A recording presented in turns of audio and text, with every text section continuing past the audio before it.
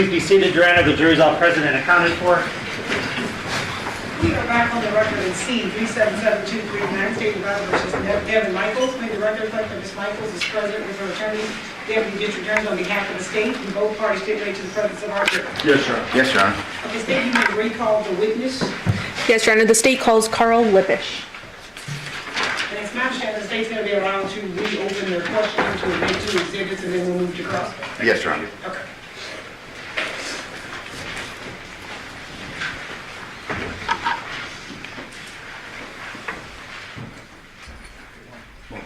You solemnly swear or affirm the testimony you're about to give in this action shall be the truth, the whole truth, and nothing but the truth, so help you God? I do. Yes. And if you could please just state your full name. My name is Karl Lippisch. State your name. Good morning, sir. Morning. We left off yesterday having gone through a tremendous amount of surveillance video. Do you recall Yes, that? I do. Okay. We had talked about a 217 Charter Oaks surveillance video, and we have the disc for that today. We also discussed the terrible Chevron inside video that we also have marked for today. You recall both of those items? Yes, I do. Okay. At this time, Your Honor, pursuant to stipulation between the parties, the state is moving to admit 661 and 662. No objection. And sir, just to reorient us to that 217 Charter Oaks address, publishing 11A, are we able to see that on this exhibit here? Yes. Can you please, if you can, hover it? And if it's too hard on this exhibit, I do have another one. Would that be more helpful? The other one's a little clearer. Okay.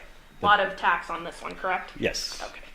So I'm going to go ahead and publish then 9. Can you hover over that 217 Charter Oaks? Yes. 217 is right where the pointer's at.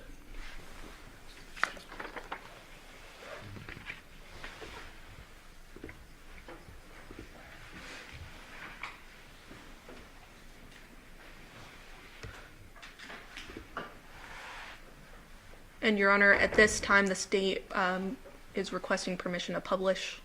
Permission granted.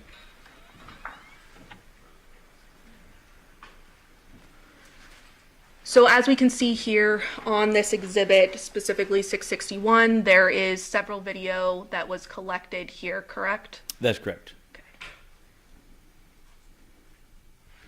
And specifically what we're looking for here is there was a 2:04 a.m. Activation showing the Nissan Armada turning from Paladura onto Charter Oaks. Is that right? That's correct. Publishing doorbell dash 2023-08-07, ending in 110.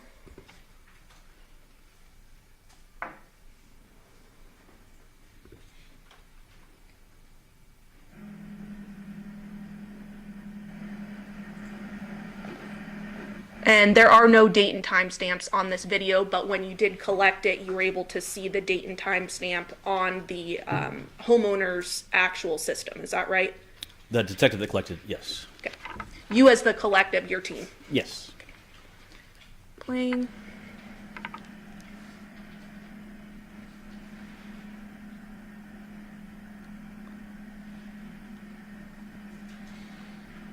And I think there's actually a better video there. I think it was actually the driveway angle. Does that sound right? Yes.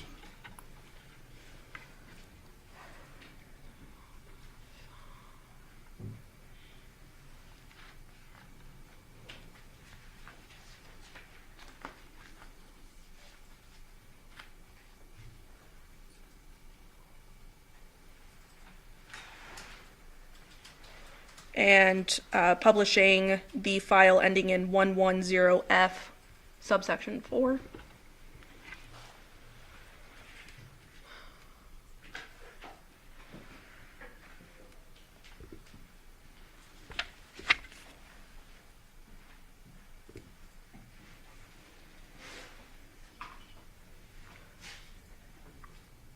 Okay.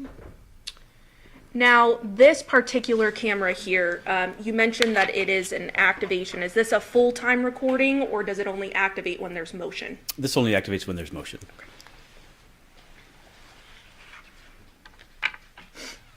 And this camera in particular is pointing in which direction?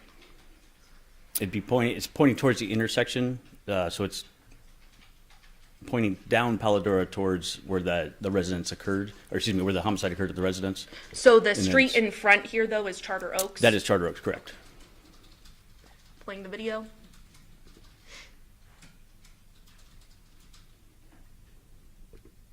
And what do we see there, sir? That's the vehicle. It's the Nissan Armada, and it turned from Paladora onto Charter Oaks, and it's proceeding on Charter Oaks towards the exit of the community at Windmill. And through the investigation, your team was able to determine that this occurred at 2:04 a.m. That's correct. on August 7th of 2023? That's correct.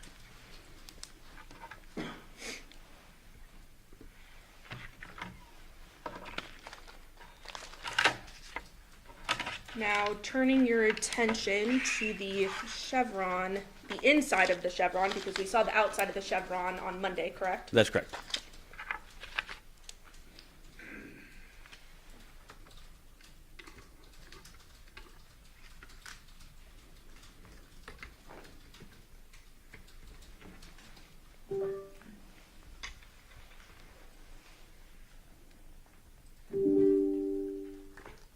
Publishing Terrible's chevron clip.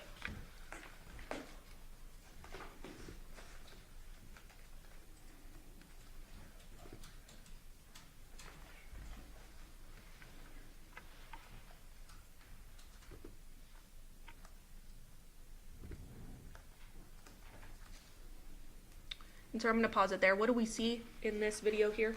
This is the front door, the entrance to the Chevron convenience store, Terrible's convenience store. And this is just a clip from the surveillance video. Does that sound right? Yes. And at this point, do we see individuals entering the store? Yes, we do. And I'm going to stop right there at 12 seconds. Does that appear to be a female and a male? Yes, it is. And did you later determine that that was Devyn Michaels as well as Johnathan Willette? Yes. And what does the female appear to be wearing? She's wearing a white tank top, blue shorts, black and white athletic style shoes with some sort of bag over her shoulder. I know it's sort of hard to see here.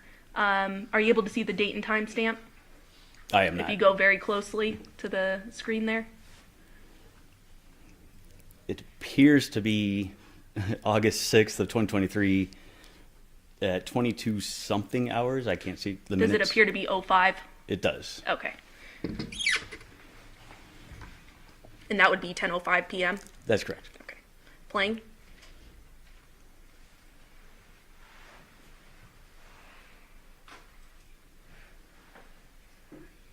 And then we see the two individuals then leaving the store Yes. approximately about 5 minutes later. So this is essentially a screen recording kind of them entering and exiting, correct? Yes. With that correct timestamp.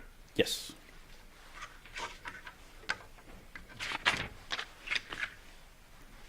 Pass the witness, Your Honor. Yeah, thank you. Give me a second, Your Honor.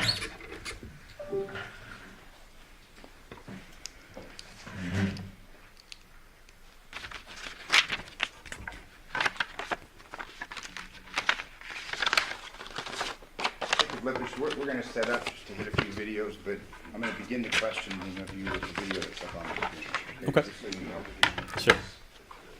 Say that again. Did you use the HDMI cord? That's what I wanted to use. No, I was using your op. So I can help if you need it. Yeah, because the cord is what I'm. So it's got to be somewhere over there. And it sounds like he wants to use this video, which is in here. So you're going to have to plug that in.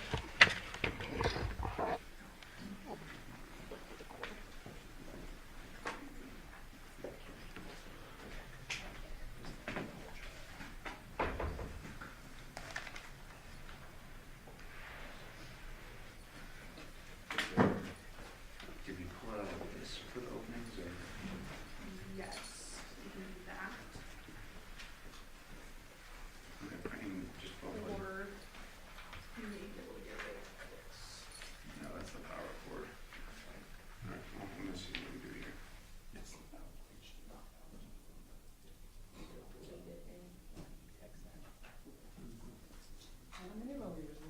I'm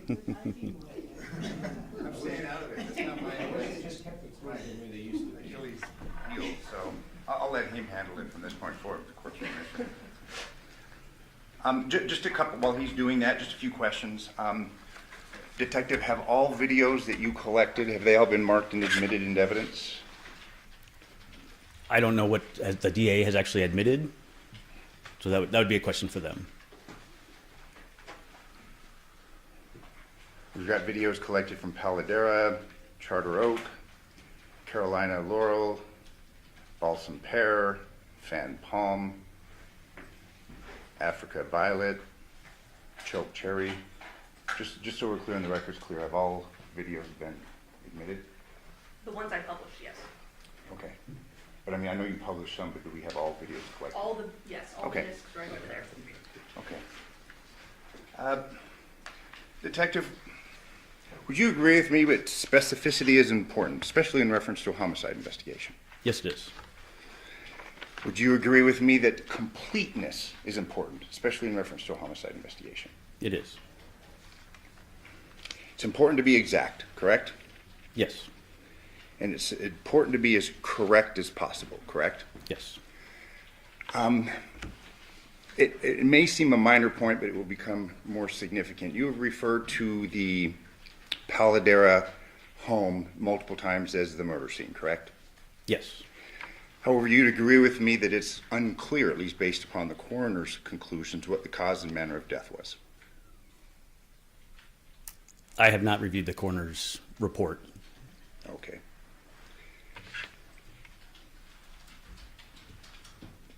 Obviously, the body was missing a head, and fair to say that without the head, it's difficult to determine the manner of death.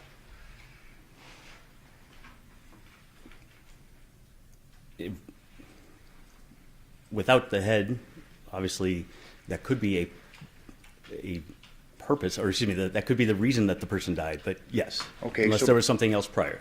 So based upon your involvement, your engagement in this case, did the person die because of a decapitation? I personally do not know. Okay. You were shown videos, and when they were setting up, I'd asked you a question. I said, pay attention to this because I have a couple of questions concerning that. Yes, That was the video that was taken from the terrible herbs, correct? that's correct. And you yourself collected that video. From the security personnel, yes, or surveillance personnel.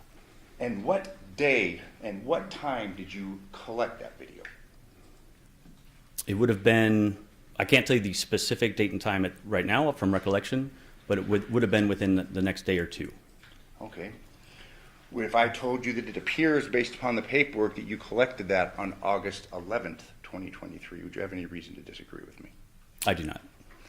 And was that video taken as a result of a warrant?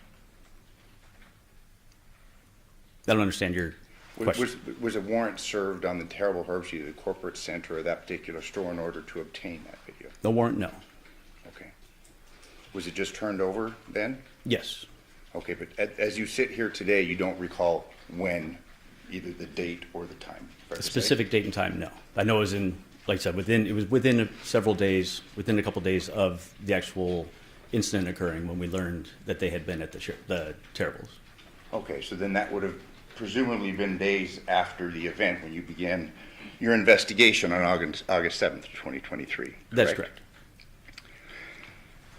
I'm going to turn your attention now, and I'll let you do this. I don't know.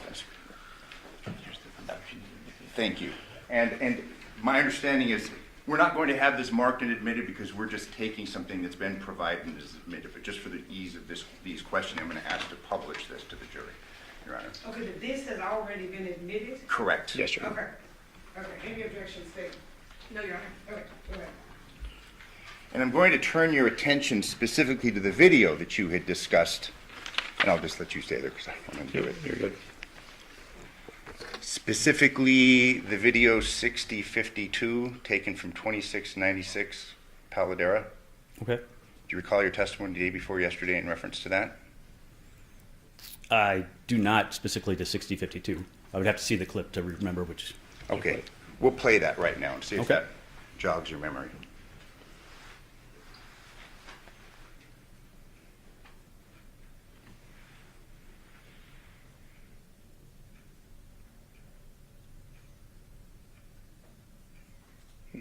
Just a little bit here.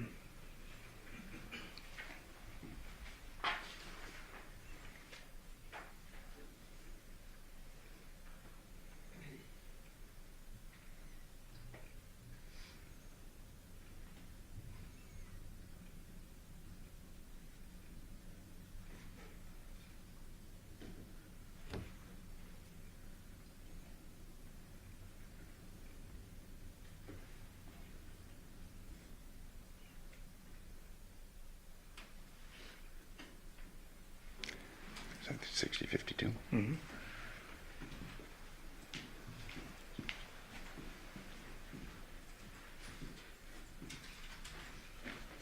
Yep.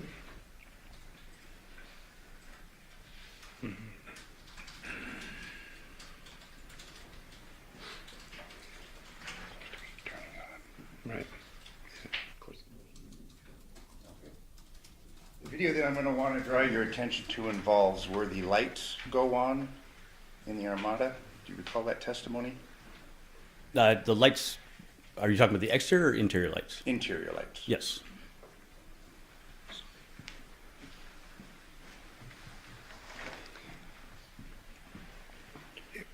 It was your testimony that this video, which was taken from 2696, you didn't have any timestamps for that video, correct?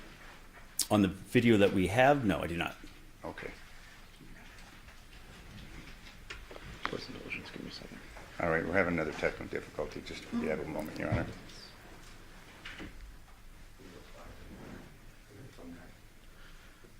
Our player's not going to play right.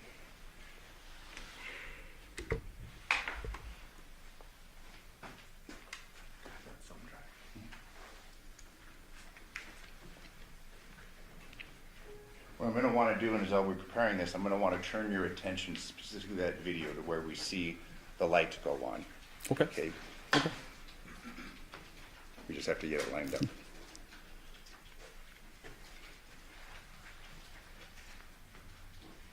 And again, all these videos have all been admitted and are part of the evidence the jury can refer to.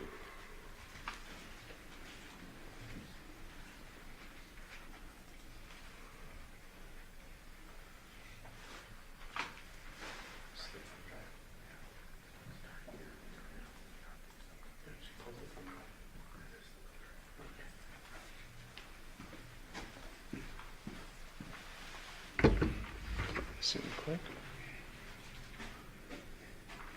Maybe this one will work, this computer.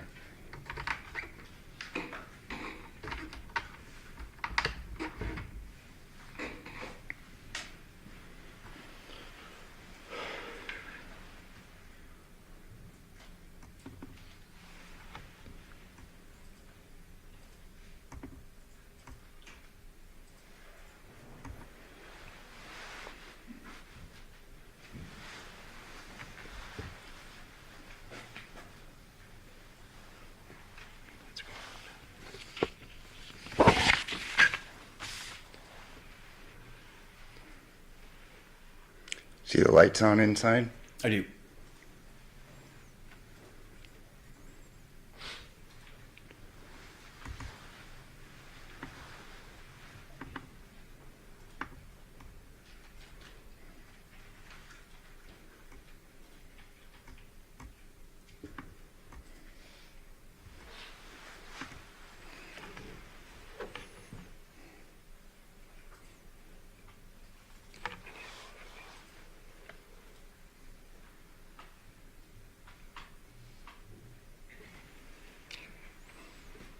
I'm just going to keep you right there if we can stay on this.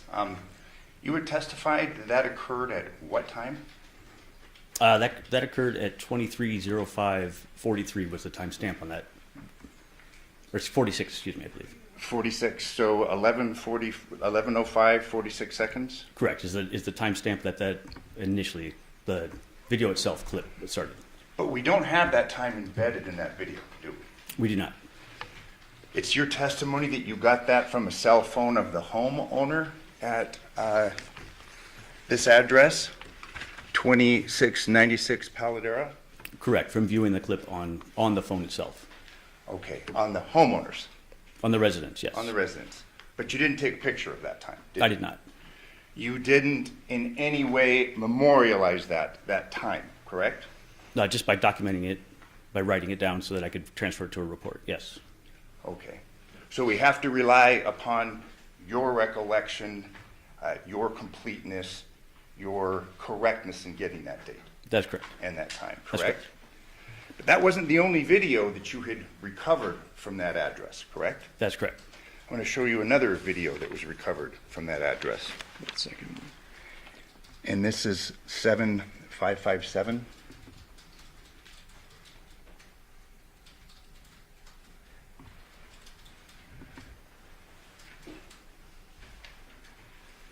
Is it playing? Mm-hmm.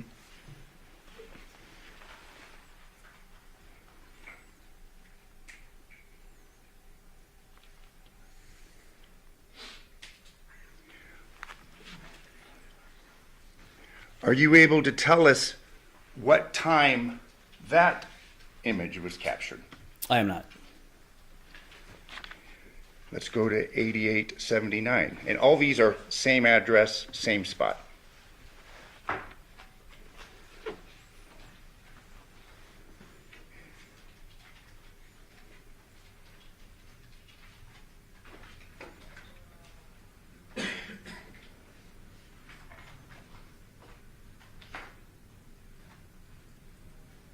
Looks like a work van, doesn't it?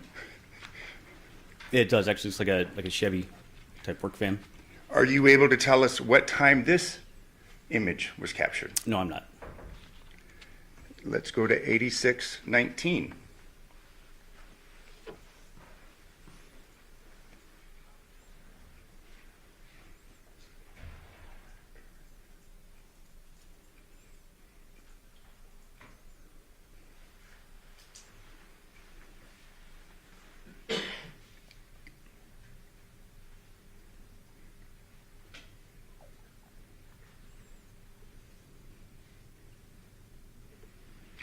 Are you able to tell us what time this image was captured? I am not. We'll go to 5280.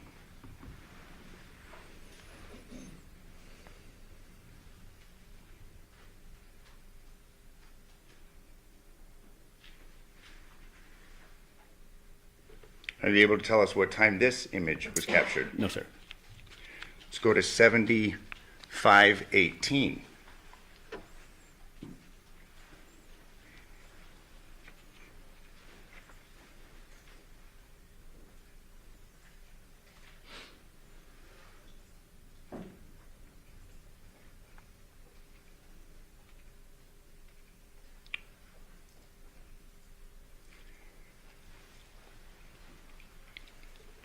Are you able to tell us what time this image is captured? No, sir.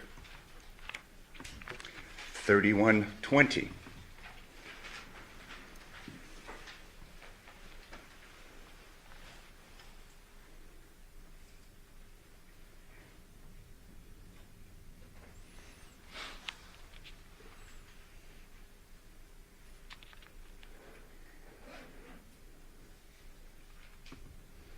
Are you able to tell us what time this image is captured? No, sir.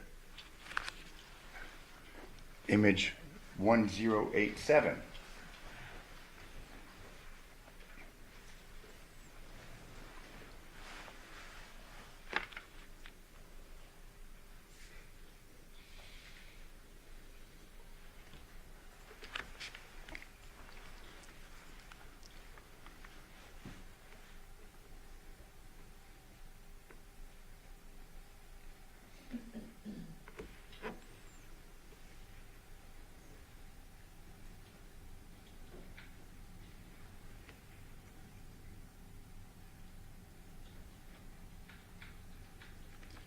Are you able to tell us what time this image is captured? No, sir.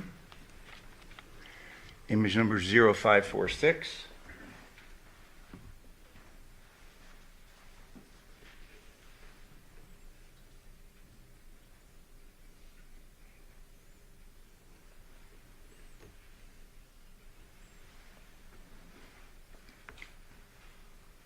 Are you able to tell us what time this image is captured? No, sir.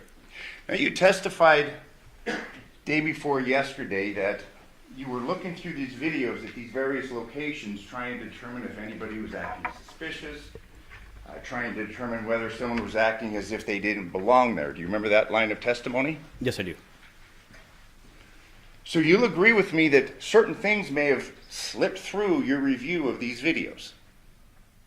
By certain things, I'm not sure what you're referring to. People, vehicles, cars, things of that nature. No.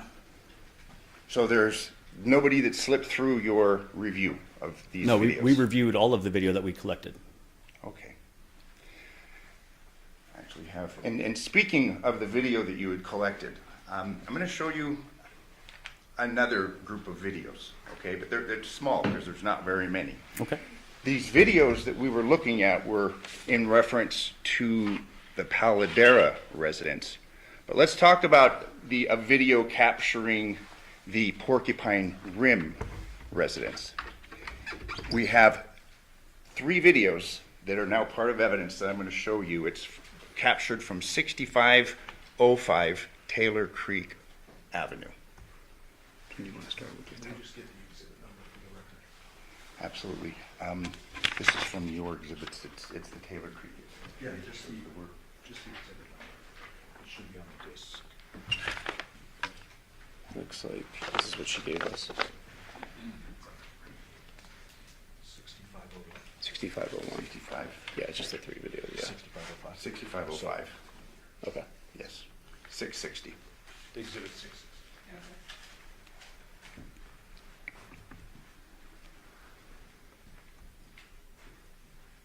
It's a little bit bigger here. Can we bring it up Yeah. larger so we can see? It's pretty quick. Do you recall your testimony in reference to this video? Yes. Up at the right, we have Porcupine Rim. We see Jonathan's truck. That's correct. Do you recall the time of this video? I believe this one was at 9:07 at night, is what the embedded label is on it. And again, because we have an embedded level so we can see, correct? That's correct. Let's look at the second video in that residence. Do you recall this video? Yes, I do. What date and time is this video? This is August 7th, 2023 at 0621 now, in the morning. And again, just so we're clear, this video is capturing the Porcupine Rim residence, correct? Among other things, yes, you're able to see the house on Porcupine Rim. Then we have a third video.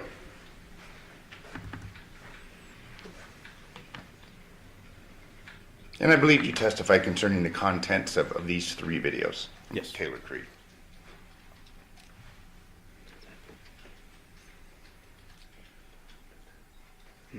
That's it, correct? I don't know, that's it as in, There were just 3 videos collected from 6505 Taylor Creek. that's correct. Now, you relied upon the homeowner or the occupants in order to get those videos, correct? That's correct.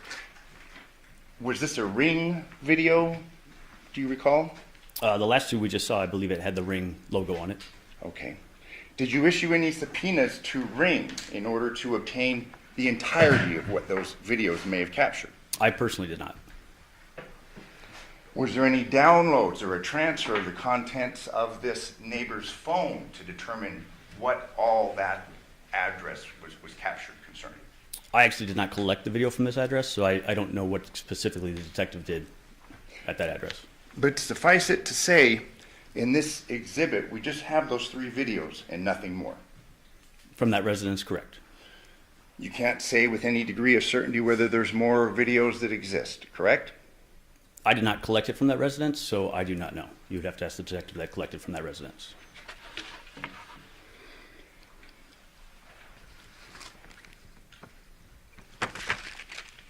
Is it your testimony that you collected all the video possible in order to capture what may have occurred at the at the Paladera residence at the night in question?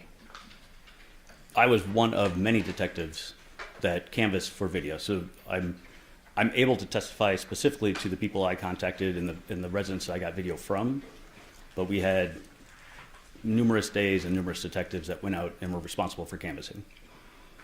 In addition to canvassing, are you aware of any subpoenas that were issued in order to preserve this important evidence? I don't know. You'd have to ask the other detectives involved.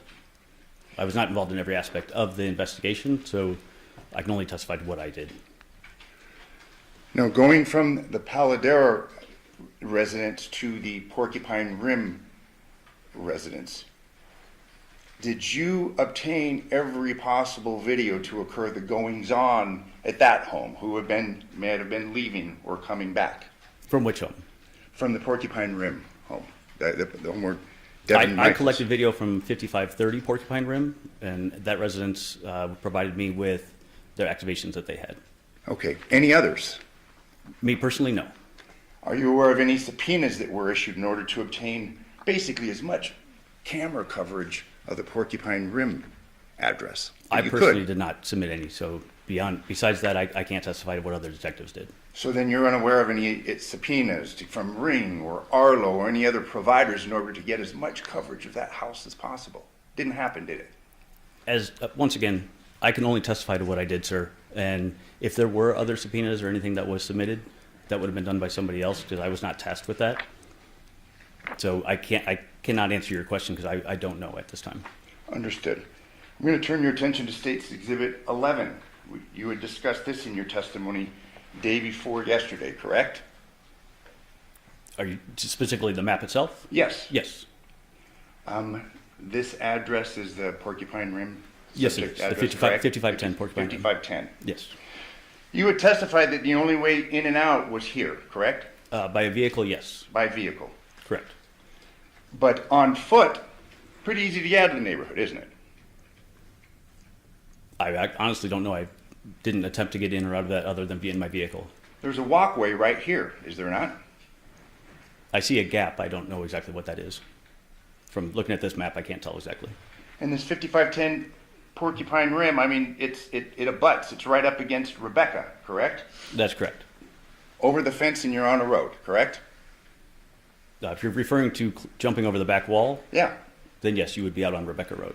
So if I told you that we have a walkway right here, just one door over, and over the wall, there are ways to get in and out of this residence, let's say in the early morning hours of August 7th, 2023, correct? Yes. We have this back road along here, Rebecca. Which of these residents did you attempt to obtain video coverage from? I personally did not canvass that area. So we don't know what was along here, correct? I was informed that detectives had canvassed that area and they did not find any video surveillance. Okay, but do we have any reports in reference to that? Do we have any writings in reference to that? Do we have any officers' reports in reference to that? I do apologize for answering this way again, but I can only testify to what I did and specifically what I reviewed. And so if there may be some, I don't know. And fair enough, we're all human, correct? You're a human, you make mistakes, correct? I didn't say I made a mistake, sir. I said that I'm testifying to the work that I did in this case. So what other work that was done that I was not privy to or I was not a part of would be documented by other detectives. So me personally, I did not canvass that area because that was not one of my tasks. And so I can't testify to who specifically did or what they did or how they documented it. Let me ask you this, given your involvement in this case from the get-go, was this a complete investigation? To my knowledge, it was complete, but again, I was not involved in every aspect of the investigation. So, sir, to your knowledge, this was a complete investigation, correct? To the best of my knowledge, yes, sir. And you'll agree with me that you do not have a perfect knowledge of the doings and investigations and investigative steps that were taken in this case, correct? Considering the volume of stuff that was done, the work that was done on this, no, I do not. You had testified concerning arriving at the scene of the decapitation. You had testified that you arrived there the morning of August 7th, 2023? That's correct. And you went in, you viewed the body, correct? Yes. You had given testimony concerning cleaning supplies on the first floor, correct? On the lower level, yes. There were cleaning supplies on the upper floor, were there not? I was not responsible for searching that area, so you'd have to show me what you're referring to. Okay, so you didn't go upstairs and view cleaning products, things in the bathroom from upstairs? No, as a squad, when we respond, because of the extent of the investigation, we divvy up or divide up the responsibilities. And so when it comes to, for instance, in serving a search warrant, we'll work specific areas so that we can focus on the areas that we are tasked with. So we don't necessarily see the entire residence, as you're saying. I'm going to show you an image, and it's my understanding that all crime scene photos of the Paladera residence have been admitted from the crime scene analyst. Probably in there, I mean, I don't know. There's a stack in there that's high. I just have a single photo. If I just could, want to make sure that that's in there before, because we can't show it to the, Well, if you want to move to admit it. I'd just to move save to time. admit let's just move to it. We- okay. This is from the upstairs, Okay, hold on. and I'm publishing it with the court's permission. This is what? What's next in line? Next one, the defense is T3. T3. Okay, We'd move- This is T3, will be admitted, permission to publish is granted. Thank you. Getting a little bit ahead of your honor, thank you. We've got cleaning supplies. Did you see these in the upper story? Once again, as I already stated, I did not search that area.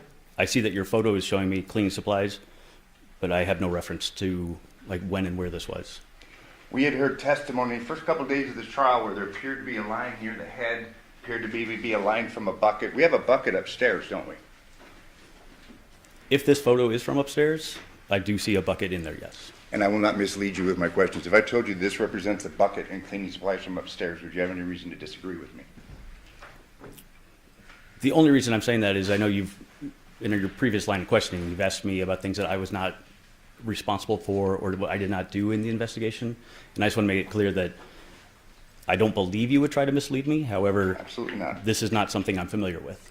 Fair enough. And you had given testimony on Monday that you had arrived at the Paladera residence and that you had walked through the crime scene. Do you recall?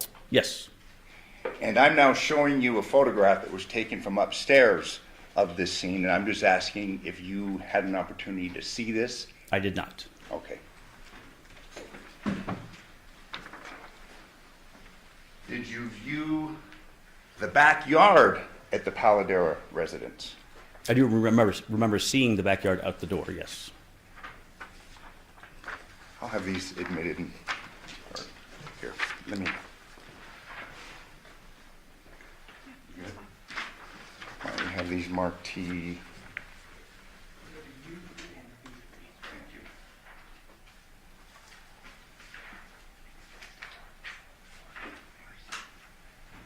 I'd move for admission. Any objection to U3 and D3 state? No, Your Honor. Okay, those are admitted. I'm going to show you what's now been admitted as Defense Exhibit U3. I'm going to represent to you that this was taken in the backyard of the Paladera residence. Did you see that footprint? I did not. Are you aware of its existence? If you're telling me that's where it's from, then yes, I am. Now I am. Turn your attention to Defense Exhibit V3. Did you see that footprint? And obviously, presumably, it's the crime scene analysts that are measuring it. This footprint was in the backyard of the Paladera residence, correct? I did not see that while I was on scene, no. Are you aware of its existence? I am now, yes. Are you aware of any testing, comparisons made in relation to this footprint? Once again, that was not part of my portion of the investigation, so I cannot speak to that. Based upon your review of this photograph, fair to say that that's a man's footprint? I would have to look at this closer. I don't know how you could come to that conclusion just based on this photo. It's a fairly large footprint, correct? There are people, both male and female, that have various size shoes, so I would not jump to that conclusion, sir. So you're saying you're not aware of this, but you're going to argue with me right now whether this is perhaps a man's footprint or a woman's footprint? Well, your question actually said that it is a man's footprint based on the size of it, and based on what I'm looking at right here, I would not be able to tell you yes or no whether that is a man or woman's footprint. Let me ask you this, in reference to your investigation, were you involved in any follow-up concerning these footprints? I was not. Like another court's indulgence, just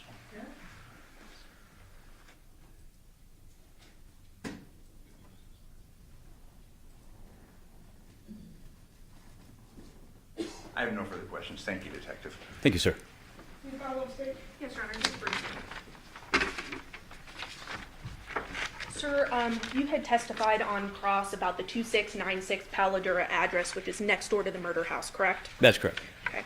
And those cameras, that camera specifically, you're able to figure out sort of the time frame of the activations by comparing the other surrounding surveillance video homes that were collected, correct? That's correct. And so by reviewing everything, you're able to cross and compare the time frames so that you can be confident to testify today as to the date and time frames. That's correct. Additionally, you did see the date and time frame on the homeowner's device Correct. that held the video. Correct. And from comparing all the surveillance video that we went into great length on Monday, you're able to determine which direction any vehicle is going in the surveillance video that was collected, correct? That's correct. So it shows directional patterns and things of that nature. Yes. Okay. And the 11 p.m. time frame was important based off the investigation, correct? Yes. And so that's why you were focused on that time frame when collecting video and watching video and flagging which video was most important, correct? That's correct. But that being said, you did review all the video. That's correct. Now, turning our attention then to the 6505 Taylor Creek address, that's the address in the Porcupine Rim neighborhood that shows the only entrance and exit, correct? 6505 is the one that shows the actual residence of 5510 Porcupine Rim. It's not the one at the entrance to the community. Thank you for correcting me. I misunderstood that. So that was discussed on cross-examination. That particular camera, thank you for correcting me, is the one that only activates from motion, correct? It is a motion camera, yes. And so because we only have those videos, that's because we saw the homeowner sort of going to the trash because it was trash day and then coming back up the driveway, correct? Correct. So it's motion activated. Yes. Court's indulgence. Past witness. I'll just pick up on the last part of that redirect. The 6505, the one that we just have the three that's looking right at the Porcupine Rim. Questions concerning this is only motion activated. You don't know if any other videos exist in reference to that, do you? We just have the three for a fairly long time period. I personally do not know. Specifically turning your attention to the 2696 Paladura, that list of videos that we went through. Yes. You were asked about 1105 and if that was an important investigative time and if you cross-referenced other videos. Remember that line of questioning that you just got? Yes. What other videos did you cross-reference in reference to video 6052? The first one that we started with the lights going on, you can see the interior lights. What video did you cross-reference? That one, there were no other ones because it was just the motion in front of that. That was captured from 2696. So then, and to clear up the redirect, we don't have another camera to verify that time, do we? That you gave the That 1105. specific one, no. And the list that I gave, 75, 57, people walking by, no cross-reference to another video, correct? Actually, with the rest of those, there is. Those people that are walking, they actually belong to the house on the street behind. That work truck that you actually brought up belonged to a house over on African, I believe it's African Violet. I don't remember the exact name of the So street. I'm asking what videos that you reviewed in order to cross-reference this, to confirm this. Those are the ones from the other houses in the neighborhood. There's other ones that were collected. We were able to cross-reference for those specific ones because those were people that walked through the neighborhood and continued to other areas. Let me ask you this, though, back to the 6052, the one where you see the internal light. We don't have another video corroborating the time that you state that captured, correct? That's correct. No further questions. Any follow-up statement? Briefly again, so the work van that you were just crossed on, that we saw in the video, that's coming from a different house, right? It's actually going to a different house. It came into the neighborhood and went over, I believe it's African Violet is the name of the street. You actually see it in front of that house from their activations. Okay, so that's the explanation, correct? Correct. Okay. And then also that Taylor Creek address that we keep talking about that shows the 5510 Porcupine Rim address. Yes. You're aware that motion activated cameras have different sensitivity levels. Correct. So a homeowner that has a motion activated camera can actually go in their app, if it's hooked up to an app or something, right, to change the sensitivity levels. Is that right? The sensitivity, the zones, and how they want it to capture, yes. Okay, but including sensitivity? Correct. Like what actually causes it to activate? Yes, yes. Okay, so as we're seeing in that video, it seems that the only activations happen when the homeowner is basically in the driveway, is when it starts to activate, which is pretty close to the camera, correct? Correct. Pass the witness. I had one follow-up. We have to hook up the computer for just a moment. And Detective, this is in reference to the 6505 Taylor Creek, the one that you're giving testimony concerning. We only have 3 videos and it's only motion activated. Okay.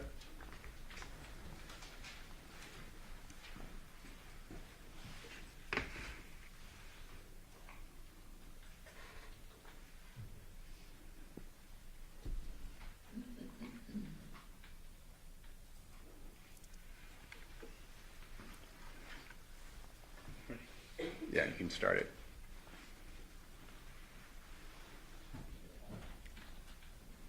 We're going to play it a couple of times.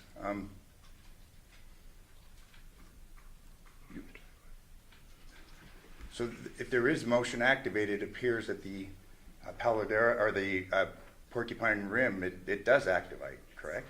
It activates. I don't know what activates it in this one. So then as far as when it activates, when it doesn't, we just know that we're stuck with 3 and you had to rely upon the homeowner, correct? That's correct. You had to rely upon what the homeowner provided you, correct? Again, I can't testify to what the detective did. I don't know if the detective viewed the entire timeline, and those were the only 3 that were activated, but those were the 3 that were provided. Thank you. I have no further questions. Thank you, Detective. You're welcome. Not at this time, Your Honor. Okay, do the ladies and gentlemen of the jury have any questions for this witness? Okay, seeing no response, sir, you may be excused. Thank you very much for your testimony here today. Thank you, Your Honor. If counsel feel further.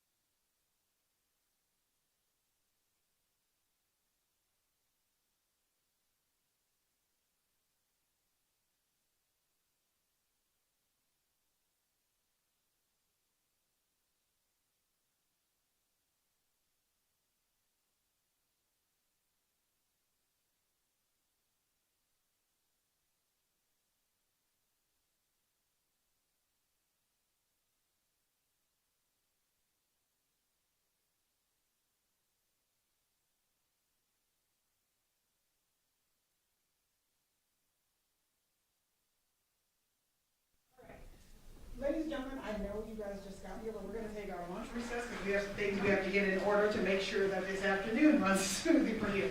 I swear we are trying our best to streamline as much for you as we can so that you don't have to keep wasting your time. So just so you know, none of us will be eating. We'll be getting that stuff together, but I'm gonna give you guys your lunch break at this time to get that stuff together for you. During this recess, you must not discuss or communicate with anyone, including federal jurors, in any way regarding the case on its merits, either by voice, phone, email, text, internet, or other means of communication or social media. You must not read, watch, listen to news or media accounts or commentary about the case. You must not do any research, such as consulting dictionaries, using the internet, or using reference materials. You must not make the investigation, test, theory of the case, recreate the aspect of the case, or in any other way investigate or learn about the case on your own. You must not form or express any opinion regarding this case until it's fine to you. Ladies and gentlemen, it's 10 to 12, being recessed till 1:30. All rise for the jury.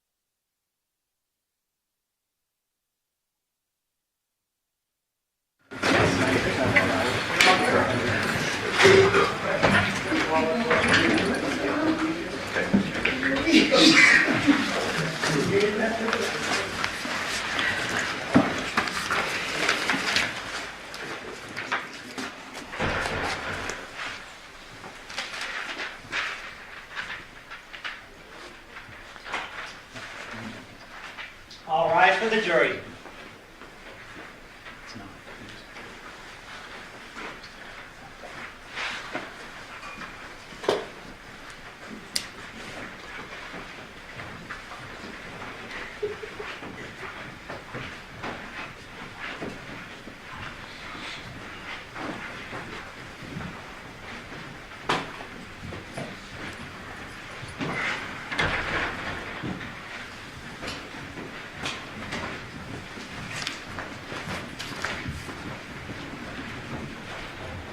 Please be seated, Your Honor. The jury's all present and accounted for.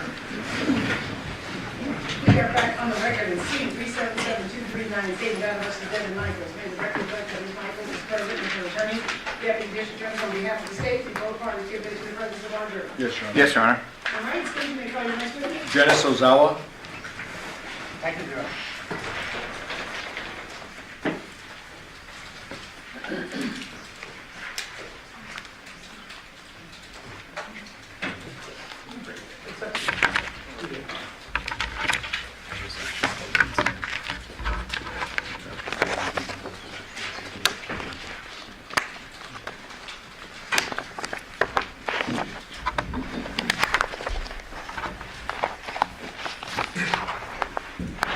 Do you solemnly swear or affirm the testimony you're about to give in this action shall be the truth, the whole truth, and nothing but the truth, so help you God? I do.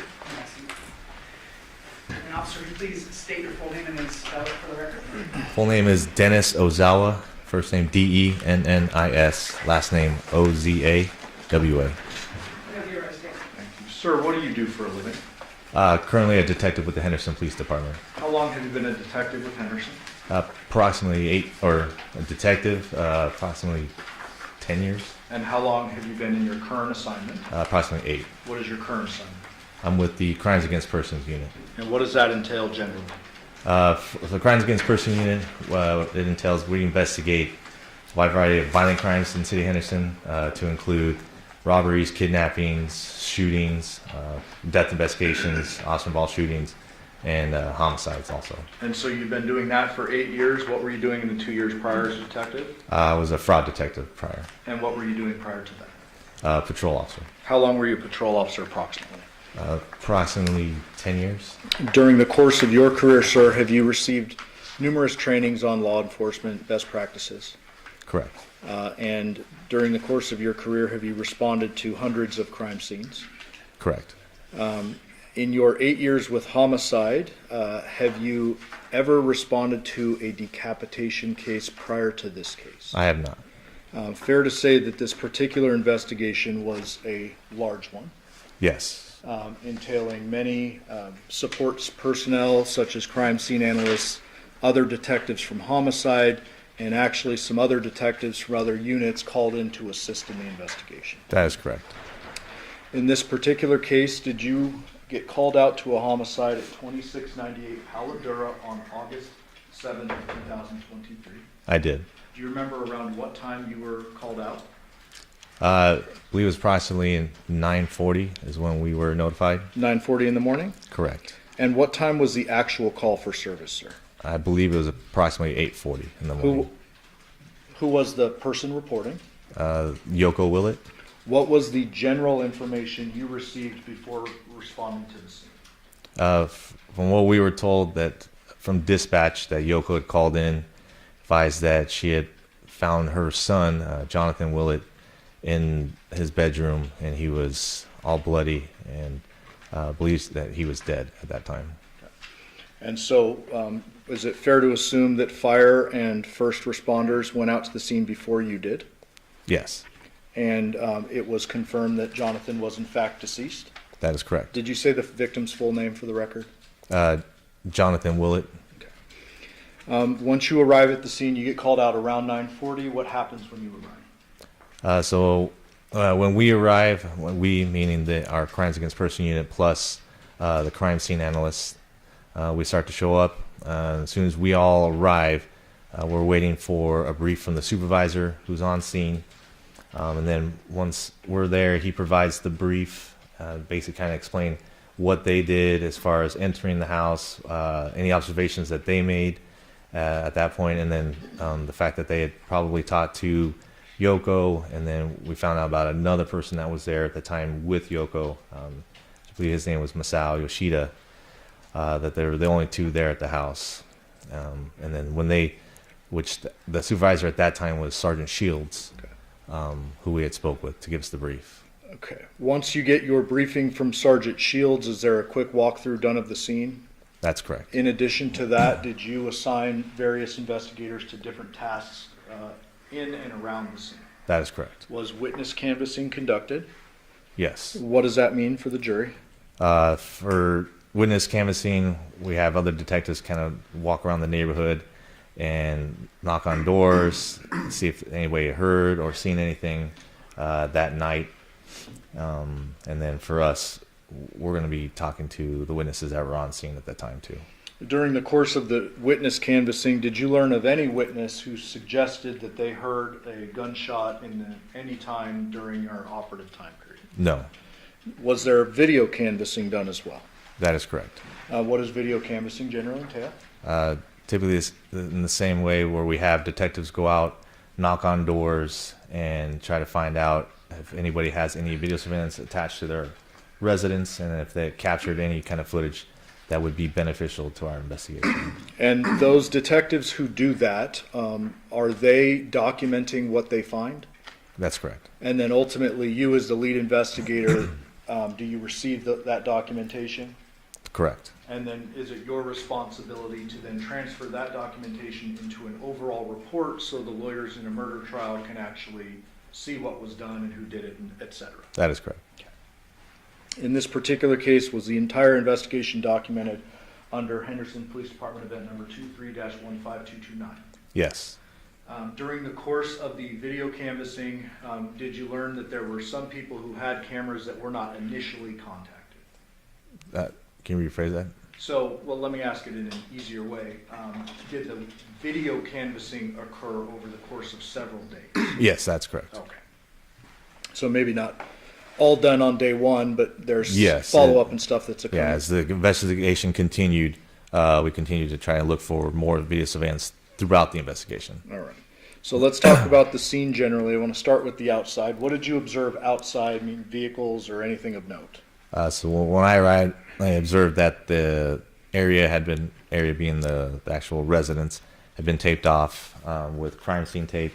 There was a white truck parked out in front with a trailer attached to it. That it was parked on the wrong side of the road, which then that kind of brought notice to us that also the trailer was kind of out a little bit into the road, which in our eyes, or in my opinion, looked like someone was there for a quick trip, not someone that wanted to park there and leave it there overnight. There was also a cone that was in the driveway that we later found out that was indicated that patrol believed that there was possibly a blood mark right there, and then the garage had actually been partially open from the bottom. And in addition to the truck with the trailer, there was also a small sedan out front, correct? Correct, and that was parked across the street. And ultimately, did you determine who was the owner of that vehicle? We did. Who was that? A female named Andrea Reyes, who then we discovered was an ex-girlfriend who recently broke up with our victim, Johnathan Willette. Based on the fact that her vehicle was out front at the home, was she a person of interest initially? Correct. Did you do follow-up investigation to include obtaining her call detail records as well as interviewing her? That's correct. Do you remember which detective interviewed Andrea? It would have been Detective Lionel. Okay. Without getting into her statement, that would be hearsay, but did you learn anything of big evidentiary value related to Andrea? Not from Andrea. We learned that we had been told that she was in another state at the time, that was in question, and then after talking to her, we found out that she confirmed that, and then with the records that we got from her phone later, confirmed that she was in a different state at the time that we were looking at. Okay, but nonetheless, you look into it. Her car's out front. You gotta check your boxes, right? That's correct. Did you? Describe the actual scene walkthrough when you go inside. What do you remember about it? So when we go in through the front door, to get, I guess, a little descriptive, You walk in, there's a flight of stairs that you go up that kind of takes you to a small den area, and then you have stairs off to the right side of us that take you up to the second floor. And then as you continue to move forward a little bit more, there's the kitchen area. And then to the right of that, you have to walk back down a few flights of stairs, which is where Johnathan Willette's bedroom, makeshift bedroom would be, because it's, I guess, technically a living room, but it's converted to like his bedroom. I believe there were some sheets that were kind of covering the entrance up. I guess we would say that it's using for privacy. And then once you walk down those stairs, you end up going into his bedroom. You can't see the bed where he was lying at that time, because it's kind of tucked back in the corner. And then as you kind of move forward more into the room, you can see the bed, you see the blankets. You can't see him yet, and you don't see him or his body until you get closer to the front of the bed, and then you start to wrap around. Then at that point you can start seeing the blood on the bed, blood stains, and then blood next to the bed at that point. And then when we get closer, or at least when I got closer, you could have that chemical smell that started burning your nose and your eyes at that time, which we were told from Sergeant Shields originally that was the same thing that they smelled. And I think they actually also mentioned that they had saw smoke coming from the body when they went through at their time. But there was also the chemical bottles that were observed in the hallway, ammonia, I believe it was bleach. And later on, we actually did search what, if you actually combine those together, what it does. It actually creates a toxic gas called chloramine. That was just something that was found out later. And then as you get, like I said, you got closer to the bed, you can see his body where it's just the top of his shoulders. The blanket was pulled up. And then you didn't see his head, obviously. His neck was severed. Blood was there on the blanket. And then we also noticed that there wasn't any blood spatter on the walls or on the ceiling. Just given the type of injury that we were seeing, you expect to probably see a little bit more blood in other places. And then just through that quick, brief walkthrough, I didn't see any weapons or any devices that were believed to be used that would have severed his head off at that time. As a result of that very strong chemical smell, did the walkthrough get kind of cut short and you step out for a while? That's correct. Ultimately, you need to get a search warrant from a judge in order to actually do a thorough search, correct? Correct. And was that done in this case? Yes. Did you at some point on the scene interview Yoko? We did. Did you learn, according to Yoko, who was the last person to be with John while he was alive? Yes, we did. And who was that? We discovered she had mentioned that a female name that she only knew as Nikki at the time, and said it was his ex that he had 2 kids with. But later on, we ended up finding out that her name was Devyn Michaels, or just a different name with Devyn Michaels. And ultimately, does one of your other detectives obtain a phone number for Miss Michaels? That is correct. Is that 702-677-4430? That is correct. And was that Detective Pappas? Yes. Did Pappas contact her? He did. And did was she asked to come back to the scene? Yes, she was. Did she arrive on the scene? Yes. With whom? We believe the kids were with her at the time. And what was she driving? A Nissan Armada. Did you make contact with her down the street? We did.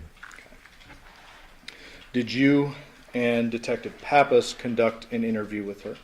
We did. If you could just, the jury's already heard it, but so can you just give us a quick summary of what you learned of any potential value in that first interview? So with our first interview, we just basically try to get as much, we wanted to make it short, but try to get as much information as we could to follow up on later, given the fact that we were told that she was the last person to have seen him. So when we talked to her, a little suspicion that was raised because she wasn't very detailed on what she did with them that night, given we were told from Yoko that approximately between 10 and 1 o'clock that Devyn was there with them.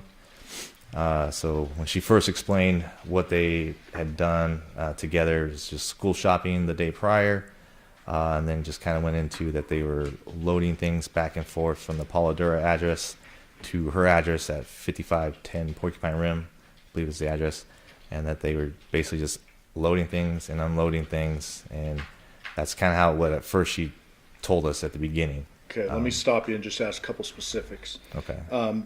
Basically, in this first interview, did she claim John was alive and smoking in the garage when she left? Yes. Was that inconsistent with what you had learned prior from Yoko?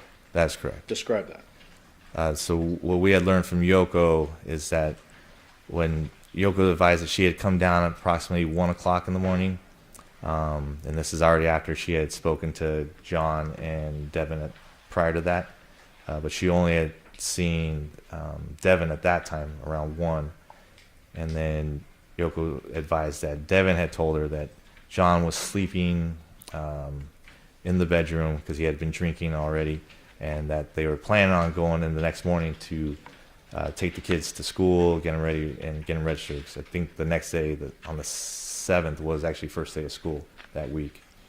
And then compared to what Devyn told us is that she had told us that John was awake in the garage at the time when she had left. So those statements were contradictory to each other. Ultimately, you obtained that warrant from the judge, correct? Correct. And did you execute a search warrant along with a whole lot of supporting detectives? Correct. During the course of the search warrant, the actual search, did you notice any particular items that were maybe missing from the scene or something you would expect at the scene that wasn't there? Yes, close to when the search warrant was being completed, we were basically looking for a cell phone of Johnathan's, his wallet, and possibly the keys too, because we were interested in the truck. But that we did not find his truck keys or his wallet with his ID or his cell phone anywhere at the house. Did you find anything in the scene that could potentially be a murder weapon? We did not. Any weapons or I guess I should say items in the scene that you felt could have been used to decapitate John? We did not. You mentioned the blood staining earlier, and I want to just get a couple more details. I believe you already said no blood on the walls or ceiling, correct? Correct. Have you been on crime scenes in the past in which there are gunshot injuries? Yes. Have you been on sharp force injuries or stabbing cases in the past? Yes. Blunt force injury cases? Correct. Sometimes single blunt force, sometimes multiple blunt force, correct? That is correct.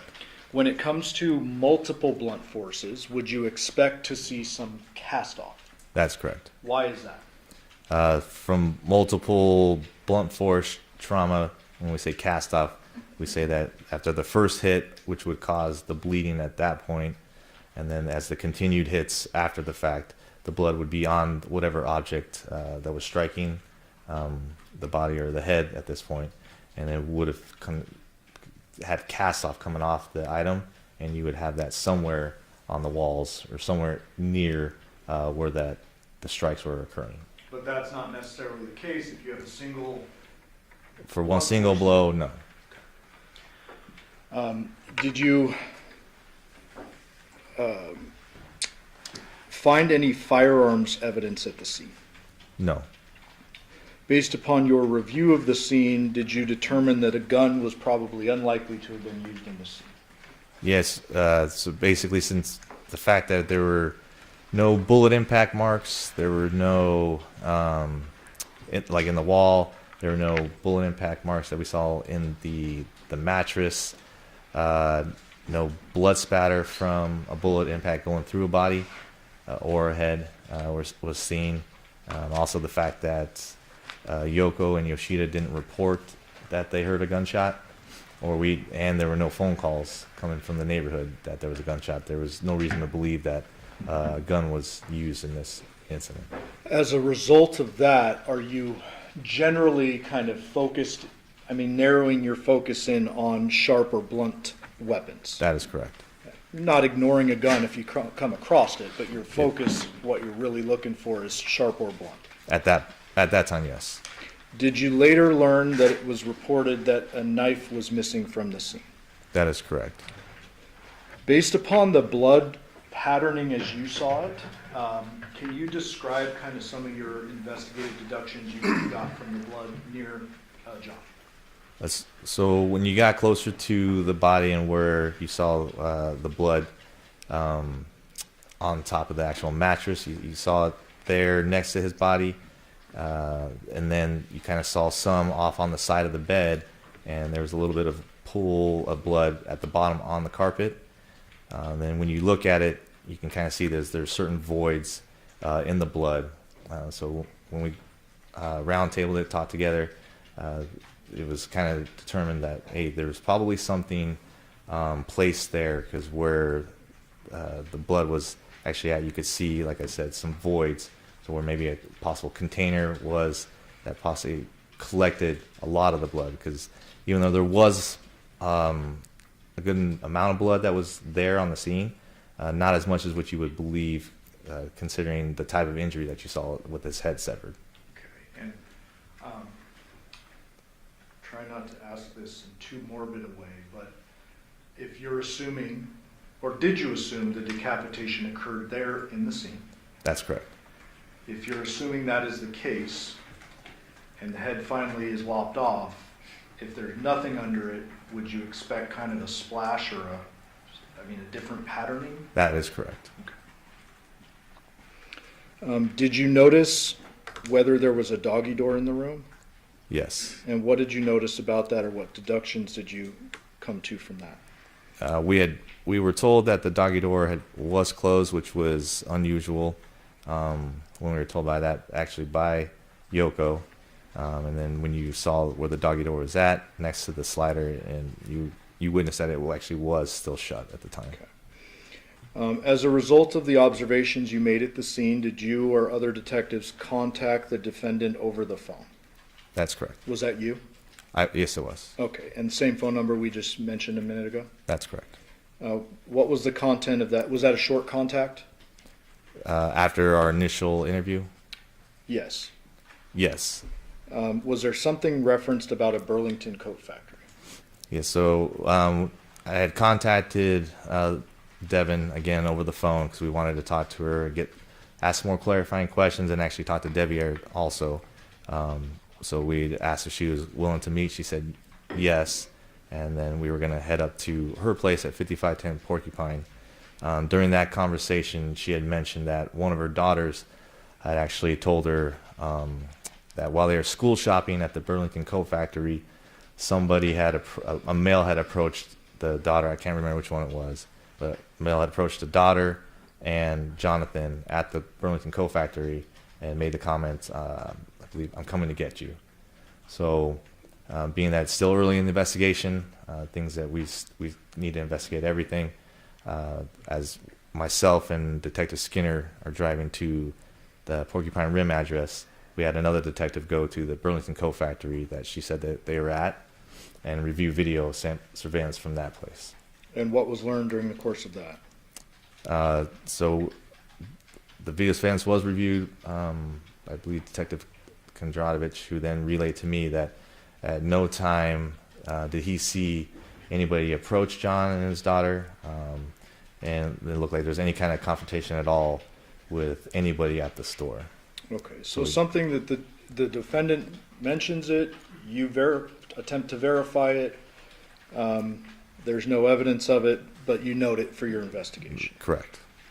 And then did you start heading toward the 5510 Porcupine Rim address? Yes, sir. Who'd you go with? Detective Skinner.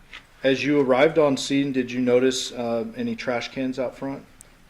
Yes. In Throughout the neighborhood. Throughout the neighborhood? Correct. Okay. In addition to noting it's trash day, there's trash cans throughout the neighborhood, did you notice anything as you approached the actual home? Yes. Go ahead. So when we're approaching her house, her vehicle, the Nissan Armada, is parked on the left side of the driveway. And at that time, Devyn was already outside. It looks like she was taking things from her car back to the house. So then we follow her up the driveway. And as walking up the driveway, I see a black cell phone on the ground. in a spot that typically you wouldn't have to see a cell phone just sitting on the floor. So I take note of that, and it looked like it was either dropped or left there. But at this point in time, we know that we're still missing John's cell phone, so the possibility that that could be a cell phone. Take note. I let Detective Skinner know that also, and then we continue to follow Devyn inside the house. And just so we're clear, as you're walking up, I'm not going to pull the photos up, but you said the defendant's vehicle is on the left Correct. of the driveway, parked nose in, facing the home. That is correct. Where is the cell phone in relation to her car? It would have been close to the garage on the driver's side of the vehicle, and near the rock landscape that's on the outside of the driveway. The vehicle meaning the Nissan Armada? The Nissan Armada. On the correct. driver's side? Correct. Okay. Why is it that you don't go pick it up right there and you just take note of it and talk to Skinner about it? Because at that point, we want to be able to talk to Devyn and Deviere, and we want to be able to not have them know that we have that phone at that point, because we're not sure if it is John's phone, and if it is, then obviously our interviews are going to be different when we talk to them. So if it's actually evidence that we're going to need or use, it's going to be something that we want before we can talk to them and get more information from them. We don't want it to basically have them use that information also now to come up with different a story, I guess, per se, with us. And as a homicide investigator, you are aware that you can't just go seizing evidence without a warrant, correct? Correct. And so even if you wanted to, you couldn't just walk up and seize the cell phone at that time. You would have to get a judge to sign off on an actual search. That's correct. Okay. Did you make contact with Deviere? Yes. Where was that? Was it out front, inside? Do you remember? Initially inside the house, and then I conducted an interview with him inside my vehicle. And did you conduct a recorded interview? That is correct. Audio recorded? Yes. Did you notice anything about Deviere as you began to talk to him? When we entered my vehicle, there was a heavy odor of alcohol that I detected, and then he actually apologized in the interview at the beginning, saying that he had actually been drinking since he had gotten home, and said he was sorry that he was basically possibly intoxicated. Did he say why he started drinking when he got home? Basically because of the news that he found out about his dad being deceased. And you've spoken to dead people's next of kin and families many times in your career. That is correct. Was that out of the world of reasonableness for you, or what? No, obviously I told him that, hey, I understand what you're saying, or why you've been drinking. It's people mourn in different ways, and that is one way that people mourn is they tend to drink sometimes too. Nonetheless, even though he's been drinking, you still want to talk to him and ask him some questions, correct? That is correct. And you did that? Yes. Again, the jury has gone through a lot of evidence before you testified, so I'm going to just hit a couple of points, and you correct me if I'm wrong. Okay. Generally, did Deviere say he had been home all day the day before? That is correct. Did he actually initially say, I was working, and kind of correct himself and be like, wait, is yesterday Sunday, that kind of thing? That is correct. Okay. So he corrected himself. Yes. And then he says he was home the day before, meaning August 6th. That is correct. Okay. And did he indicate that he was home the night before watching the girls? Yes. Did he, in your opinion, minimize the sexual relationship with the defendant? He did. And just generally, I'm not going to hold you to precise numbers, but was Deviere a bit younger than the defendant? He was. There was a question asked with a prior witness. It might be out of left field with you, but I want to ask you. There was kind of a suggestion made that Deviere in this interview had mentioned that cell phone in the driveway. Is that accurate? No. Did he say anything about the cell phone? No. As I kind of stated previously, we didn't want to bring up the cell phone, and the fact that we had found it or seen it, just because we wanted to get information from him without kind of any evidence that he would know about at that time. Okay, so any suggestion made earlier, unintentionally probably, that Deviere brought up that cell phone in the driveway, that did not happen? No, Okay. not in that interview. Deviere at home during the time frame indicate that he worked the next morning and learned of his dad's death via phone calls from family and stuff? That is correct. I'm not going to go into too much detail on the phones because we have other witnesses to do that, but ultimately you did get his CDRs, correct? Correct. Did those CDRs confirm or refute his claim that he was home last night? They confirmed his statement. With the video canvassing, that was done at Porcupine Rim and Paladura, correct? Correct. Was there any video in the area of Porcupine Rim that depicted Deviere's vehicle or vehicles moving away from the scene? No.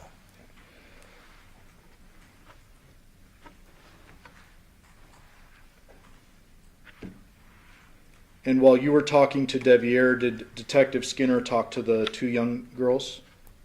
That's correct. Okay. Did you conduct an interview with the defendant, Ms. Michaels, prior to executing the search warrant on Porcupine Rim? Yes. During the course of that interview, does something beep and draw your attention? Yeah. During that second interview with Devyn, there was a Republic Services trash truck that had driven by and honked its horn and picking up the trash through the neighborhood. At some point during that second interview, did the girls approach the vehicle? That is correct. Describe that. It was close towards the end of the interview, and one of the daughters came up, and she was holding a black cell phone in her hand. When we had rolled down the window, they basically were saying, "Hey, Mommy, this is Daddy's cell phone. This is the reason why you can't get a hold of him." So then she hands the phone to Devyn, who then we take the phone from her, and then it's given to Detective Skinner. And then basically Devyn confirms that cell phone does belong to Johnathan at that point. Did you note anything particular about the cell phone itself? Yeah, and then we discover that on the cell phone, the screen is cracked, and then there's apparent blood on the screen at that time. Okay. After this, do you end up getting that search warrant through a judge for the Porcupine Rim address? Yes, And did that include the Porcupine Rim address itself as well as the cars? that is correct. All the vehicles? All vehicles on scene. Did that include a work van? Yes.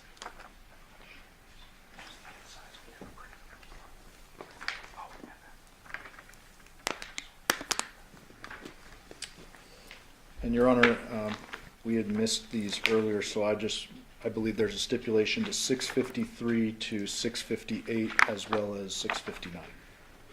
Okay, so 653 to 659? Yes. Okay, 653 to 659, we admit it? Did you yourself conduct a search warrant on the work truck?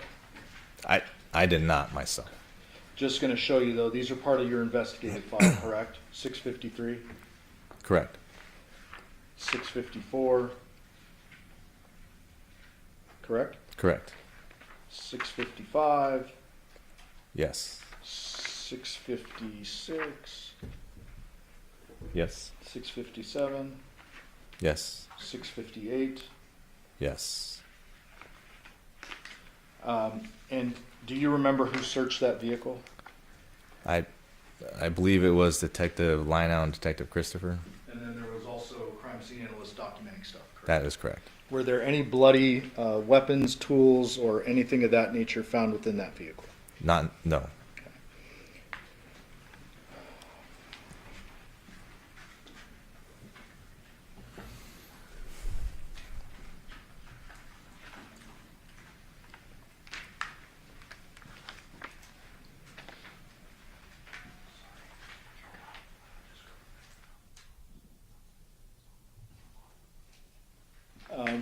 Was the small sedan also searched? That is correct. Was there anything of note or evidentiary value associated with that? There was not.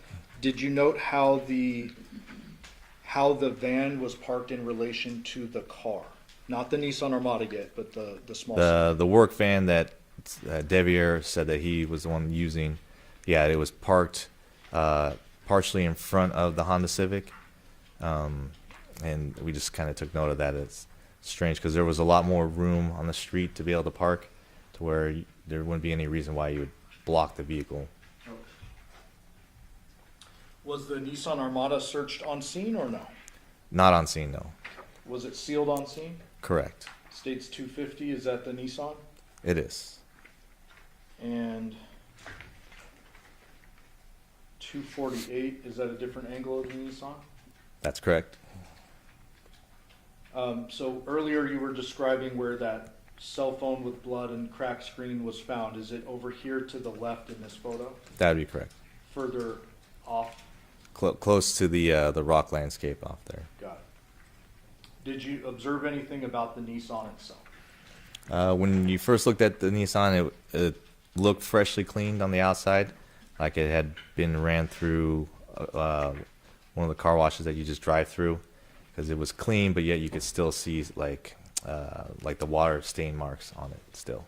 251, this is a better photo that actually shows the rock. So it was over, was it this way more toward the driver's door, or? Sorry. Don't click or the judge will yell at you. Okay. We'll be on break while we put it in. You can toggle over, but don't click. So it would have been somewhere around this area right here. Okay. And for the record, you're just pointing to the small gap of rocks we can see in 251. That is correct. Yes.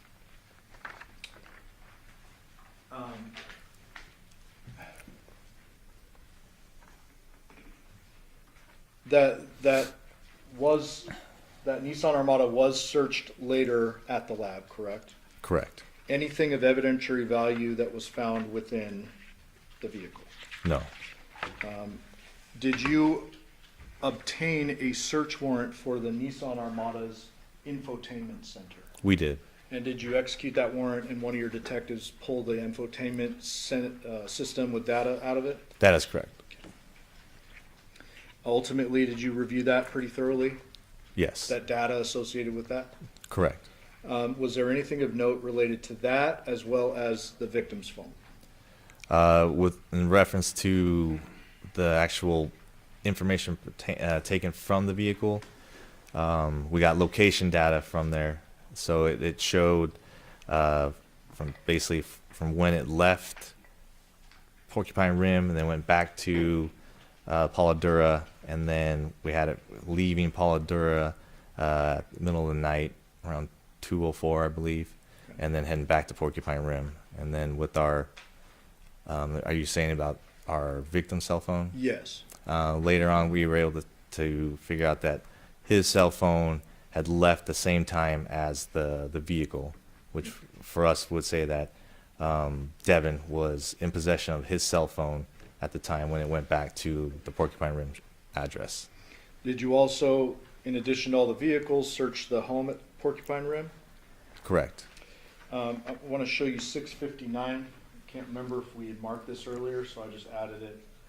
Do you see some samurai swords here? That is correct. Anything of note about those? There was no blood that we saw on there, and they look like movie prop replica souvenir type samurai swords. Okay. So nothing of no blood on the blades at all, correct?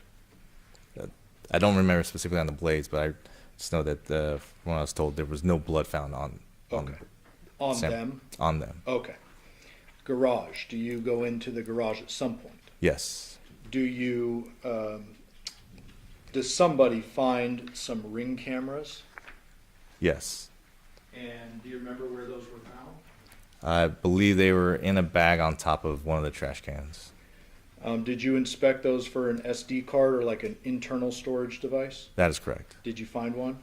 We did not. Did you obtain a search warrant for the footage from Ring associated with those cameras? We did.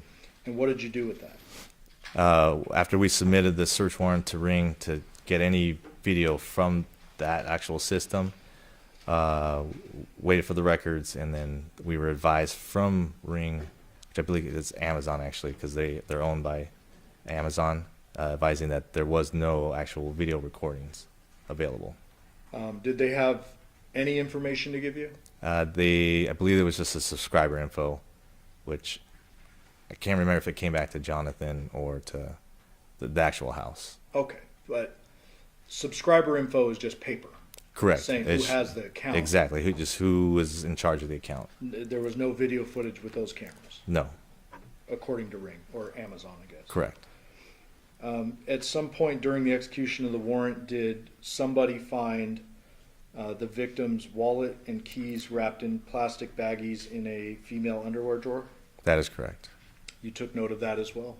We did. Was there ever a white female tank top found during the execution of the warrant? There was not. Any black and white Nikes with a large white swoosh along the side? We did not.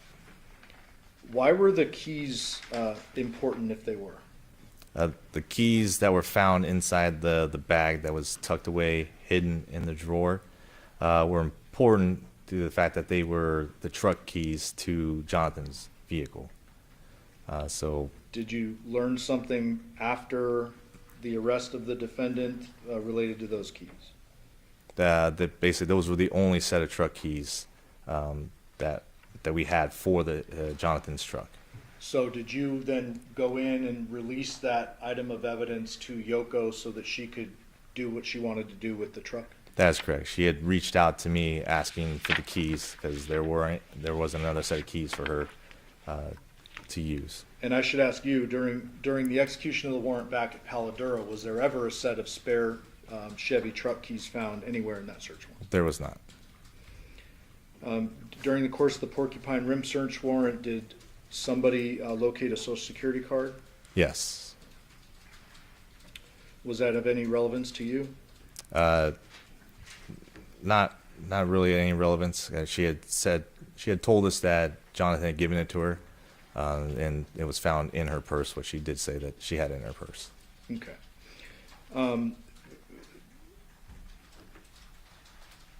Is it a fair deduction that if someone wanted to make changes to custody or school paperwork, they may need the Yes. The They would Social need Social Security Security card, probably the ID, and any other kind of identifying information for that person. Did you locate guns inside the home? We did. I believe you previously testified that the scene didn't appear consistent with gunshot, but do you take note, document all those guns, etc.? Correct. Pictures are taken and documented of the weapons that we found, but like we said earlier, there was no evidence at that point to say that a gun was used, so they were just noted and documented. And ultimately, at this particular scene, are there 11 electronic devices that are taken and later analyzed by digital forensics? That is correct. One being the victim's phone that was in the driveway. Yes. Was one of them Deviere's device? Correct. Another one, the defendant's device? Correct. And then any other electronic devices you or anybody else found during the search warrant? That is correct. After the search warrant is conducted, or while it's still going on, do you conduct what'll be the third interview with the defendant? Yes. During the course of that interview, were you receiving information from your fellow detectives that were still inside? That's correct. One of those things being they found the wallet, the ID, the keys, and that? Yes. Did you ask the defendant during this third interview about whether John's wallet would be at her house? I did. What did she say? I had asked her I think I actually had asked her if she knew where John's wallet was at, and she had told me no. Okay. Did you then go a little bit further and ask her about, or I guess confront her with the fact that you had found it in the house? We did. And what did she say about that? Then she had mentioned that she had multiple wallets of his with other IDs in it when we confronted her about also the ID.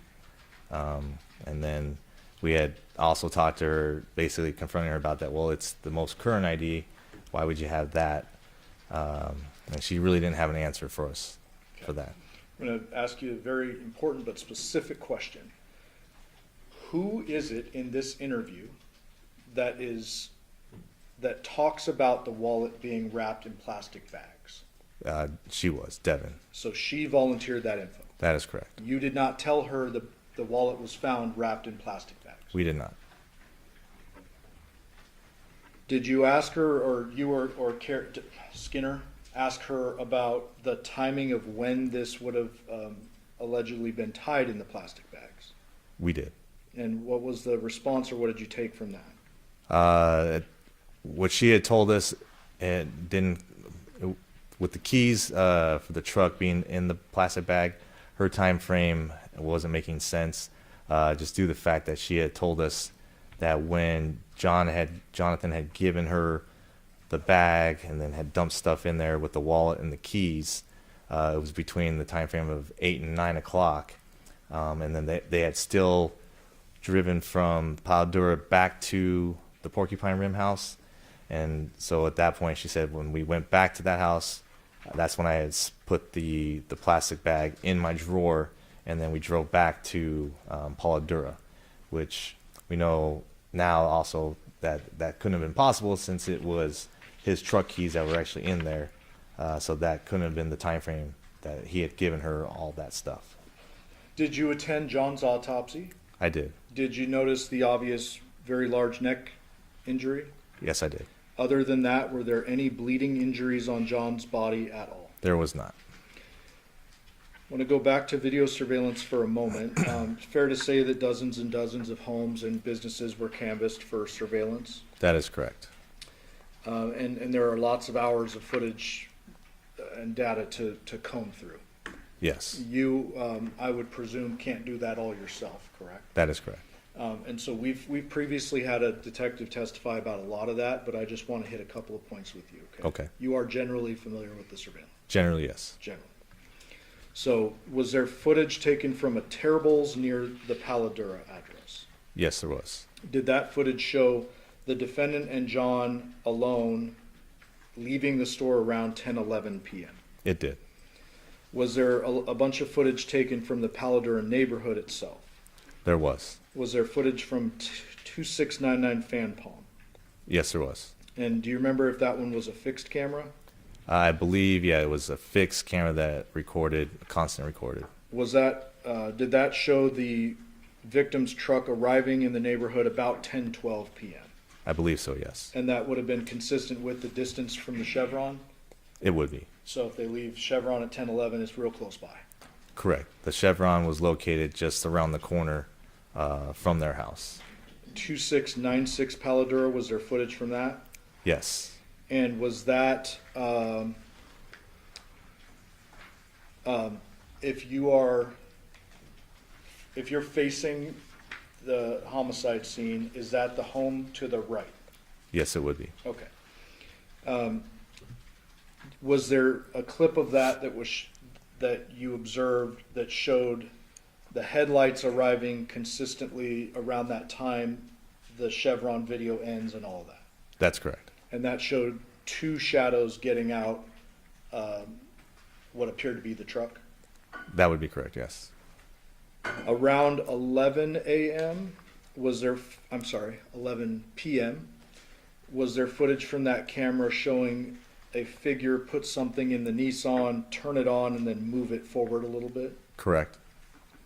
And then based on where you know that the truck was the next morning, did it appear that the Nissan moved nose to nose with that truck? It would have, yes. And fair to say that once it goes off screen, you can't actually see it.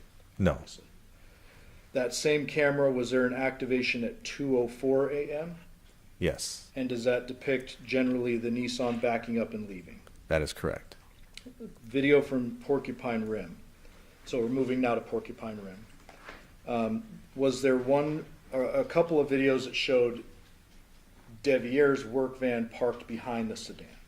Yes, And did it appear that work van stayed in the same spot from night to morning? that is correct. Was there video taken from 6505 Taylor Creek? Yes, And was that a motion activated camera? that was. Did it appear to you that the motion settings or the sensitivity was kind of weak on that one? Yeah, and I believe I was told that it only activated when there's some kind of movement around the front of the house. The house itself that it's on? Yes. Okay. Okay, 6621 Gray Jupiter, was there a fixed camera on that? Correct. And was that one continuous recording and not motion activated? It was. And is that positioned essentially at the only vehicle entrance and exit to the neighborhood? That is correct. Does that show the victim's truck leaving at 9:29 p.m. on the 6th? Approximately, yes. Does it also show the defendant's Nissan Armada entering the neighborhood at 2:39 a.m.? That is correct. Does it also show Deviere's work van leaving at 7:31 a.m. for the first time? It does. There's a road that's behind the Porcupine Rim address. Is that Rebecca? I believe so. Was there any video surveillance at the Rebecca Road? Did you canvass that? I did. Was there any video surveillance on Rebecca Road? No. There's also a CVS that was mentioned. That's correct. Devyn had told us that when she left the Polidor address, she had driven home, but prior to getting home, she went to pick up her, I think, child's prescription at the CVS, and then she gave us the specific place that, the specific address to the CVS. And you follow up on that? I did. And was there video showing the defendant in the drive-through prescription line at 2:28 a.m.? Correct. Was there anyone else seen inside the vehicle other than the defendant? We did not see anybody else in the vehicle. Okay. At some point in time, you and your fellow detectives make the decision to arrest the defendant, correct? Correct. After her arrest, is there another interview conducted by detectives Christopher and Linau? That is correct. Okay. You did not witness that, so you can't speak to that, correct? I did not. Did you receive from them, without saying what it is, but did you receive from them after the interview like a one-page handwritten drawing? Correct. After that, do you conduct a whole bunch of follow-up investigation and start receiving information and analyzing it? That is correct. I want to talk about the Burla real quick, Burla being the Nissan Armada's infotainment. Yes. Did that particular item of evidence show pinpoint GPS tracking? It did. And did that suggest that the defendant's Nissan Armada left the scene at Paladura at 2:04 a.m.? It did. Did you also do a whole bunch of follow-up with call detail records? We did. And I believe you mentioned this previously, you obtained the CDRs for Andrea Reyes. Yes. Did those rule her out? They did. And those showed her up in a remote area far away from the scene? Yeah, I believe in Oregon. Did you obtain call detail records for the victim's phone? We did. And would that be phone number 702-561-9242? Correct. Does that sound right? I believe so. Those call detail records for Jonathan's phone, did they suggest that his phone kind of went inactive after around 11 p.m. on the 6th? That is correct. And then they show that that phone pops up at Porcupine Rim the next morning. It did. Did you also obtain Google data separate from the CDRs for Jonathan's device? That's correct. And is that what you mentioned earlier, that at 2:04 a.m. it showed traveling the same track as the defendant? That is correct. Did you obtain CDRs or call detail records for the defendant's main device? Yes. Would that be 702-677-4430? Yes. And you yourself talked to her on that number, correct? That is correct. And was the CDRs on that consistent with what we've talked about with the Burla and the Google data? Correct. They all matched up together. Did you also obtain CDRs for Deviere's device? We did. And was that 707-628-1336? Yes. There's a subscriber sheet that comes with that. There is. And there was a man, I believe it was Joseph Sands, listed as a subscriber. He was. Did you do any research into Joseph Sands and the address on the subscriber sheet? Yeah, we discovered with that same address it was Vacaville, California. Also living there was a female named Arminthia Sands, which is what Deviere told us that's his mom. Okay, so the male name is Joseph Sands, but you do some research into that to determine if there's a Sands relation. Yeah. Did the location data in Deviere's phone suggest that he was home all night at the Porcupine Rim residence and doesn't leave until he goes to work the next day? That's correct. Did you cause various items of evidence to be submitted to the forensic lab for further testing? We did. I want to talk to you about fingerprints real quick. Did anything of note come back on fingerprints for either the defendant or Deviere at the Paladura residence? No. Did a couple of things come back for the victim at his own home and Yoko at her own home? Correct, which Was we would that- expect. Okay. With regard to DNA, did you obtain or were you able to obtain a search warrant for the defendant's buccal swab after her arrest? That is correct. And you can't just go swabbing people, you have to get a warrant for that, correct? Correct. Did you obtain a buccal swab search warrant for Deviere? We did not. Why not? That's when he had been ruled out as a suspect, and we didn't. There was no probable cause for us to actually get his DNA. And we're going to have an expert talk about DNA results, but very basically, did you learn that the DNA on the knot of the plastic bags came back to the defendant? Correct. And then the DNA on the driveway blood at Paladura and the blood on the victim's phone at Porcupine Rim come back to the victim? That is correct.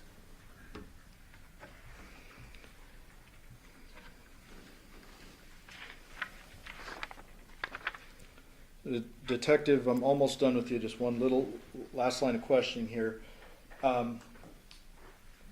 During the course of your investigation, you're receiving information consistently for an extended period of time, correct? Yes. And ultimately, your job is to try to put it all together and see where it all fits, correct? That is correct. Were you able to establish a timeline based upon all the evidence for the homicide? We were.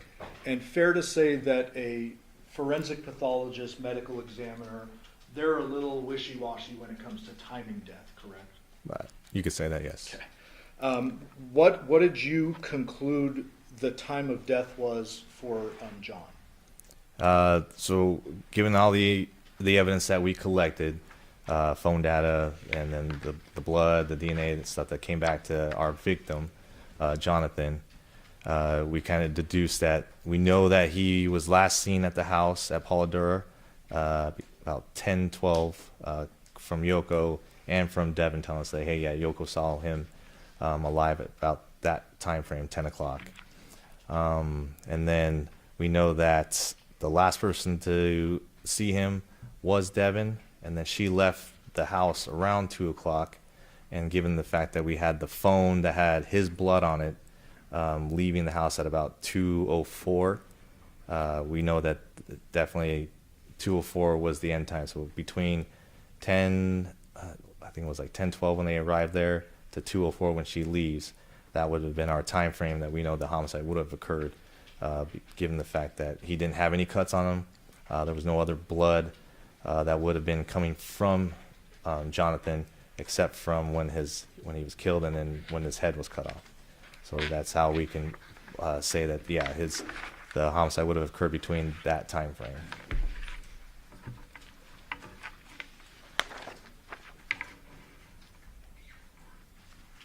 Pass the witness. Thank you. Your approach.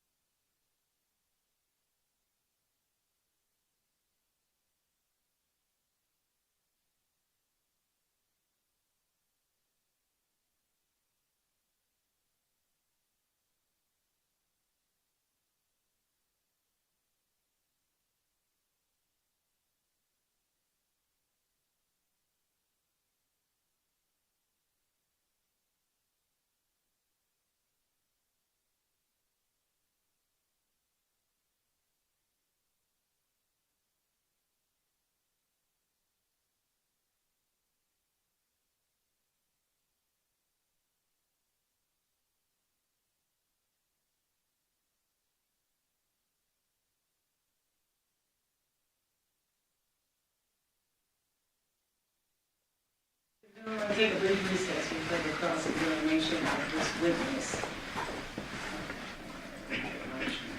All right, during this recess, you must not discuss or communicate with anyone, including fellow lawyers, in any way regarding this case or its merits, either by voice, phone, email, text, internet, or other means of communication or social media. You must not read, watch, listen to any news or media accounts or commentary about the case. You must not do any research, such as consulting dictionaries, using the internet, or using reference materials. You must not make any investigation, test, or theory of the case, recreate any aspect of the case, or in any other way investigate or learn about the case on your own. You must not form or express any opinion regarding this case or its responsibility to you.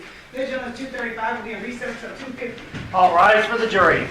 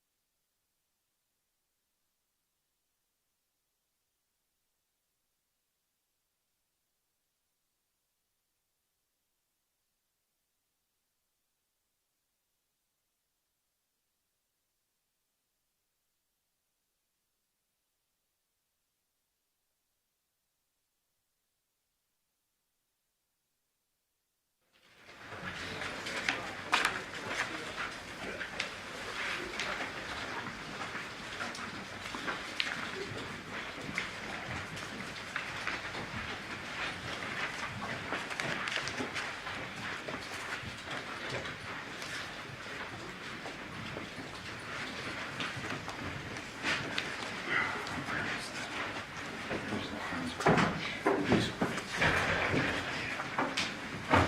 you have the funds?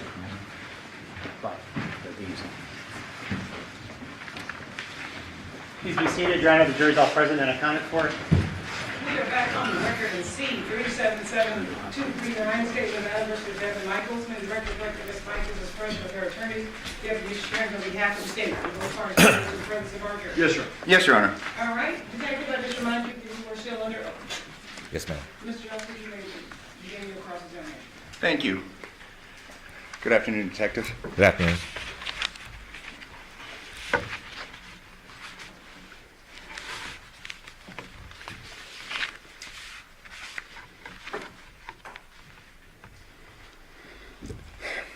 Fair to say that you were the lead detective in reference to the investigation concerning this matter. Yes. And while you worked with the group, I mean, you made the primary decisions, you made the primary calls. Fair to say? Sure. Fair to say yes. Fair to say. I mean, I don't want to put words in your mouth, but fair to say that, I mean, you were the lead agent in this case. Yeah. Collectively, though, we as a unit, we do discuss the case entirely, and when decisions are made, we do collectively make decisions together. Approximately how many detectives were involved in the investigation of this case? As far as the crimes against persons unit, or you're talking like the entire Overall. I couldn't tell you the exact number of detectives that helped out with the case. How many patrol officers were involved in the investigation of this case? To the exact number, I couldn't tell you the exact number. No. How many crime scene analysts were involved in the investigation of this case? I mean, I can count them off for you if you wanted me to, off of memory, as far as like who assisted during each scene. But off the top of my head, I can't tell you how many exactly. Okay. If I were to tell you we've heard from two crime scene analysts, specifically a crime scene analyst Wilson and a crime scene analyst Miriam, would that sum up the number of crime scene analysts that were involved in this case? No. How many were there then, just on memory? So we had 3 crime scene that came out to the scene, Paladura, that helped collect evidence there. Then we had 1 that came out to Porcupine Rim. So that would be 4. And then autopsy, which would have been one of the same CSAs that were out originally. So 4, I think, CSAs that collectively came and collected everything. Okay. You had testified that there were 11 electronic devices that were seized and examined as part of this investigation? That's correct. And what specific devices were those? I'd have to review the reports as far as each specific device. I can't tell you off the top of my head. Okay. You had gave testimony concerning a phone believed to be possessed and used by Johnathan, correct? Correct. And what was the phone number that was associated with that phone? I couldn't tell you the exact number off the top of my head right now. Okay. It was the phone number that you had alluded to during your direct just a few moments ago, correct? Okay. Fair to say? Sure. Yes. Are you aware that John used a second phone? Not at the moment, no. Are you aware of any analysis or call records that were reviewed in reference to phone number 725-279-1715? Not at the moment, no. You had given testimony concerning various items that you found both in the Porcupine Rim residence as well as the Paladura residence, correct? Correct. And you were asked to reference the swords in question, correct? Correct. Do you have that, Counsel? The swords?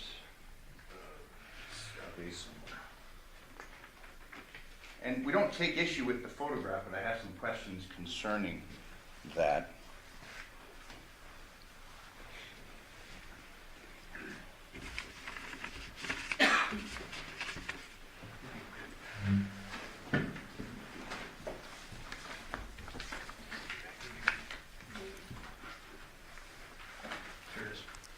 Thank you very much. In order to just not keep adding exhibits, we're going to use the state's exhibit. It's Exhibit 659. These were swords that you gave a testimony concerning that were found in the Porcupine Rim residence, correct? Correct. You had testified that there was no blood on the blades, but all we have is this photograph of the swords, correct? I believe I said that I wasn't positive as far as being blood on the blades, but as far as when we examined them, which I didn't examine myself, but was told that there was no blood or any type of evidence on them that we believe was evidentiary value, and that they looked like prop collector stuff items. These weren't seized as part of this investigation, correct? They were not. They were not preserved or kept, impounded into evidence, correct? They were not. So basically we have this photograph of these three swords, correct? Correct. And your testimony is that, well, I think you said, I don't think there was blood on them, correct?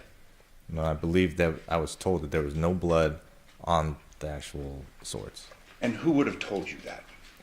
The detectives that were conducting the search warrant at the time. Detective Lippisch, we heard from him earlier today, would have been Detective Lippisch. I'd have to go back and see who was at the house on the first search warrant at Porcupine Rim. Fair to say we don't have any photographs wherein the blades are shown or preserved for a later hearing, like the trial. That's correct.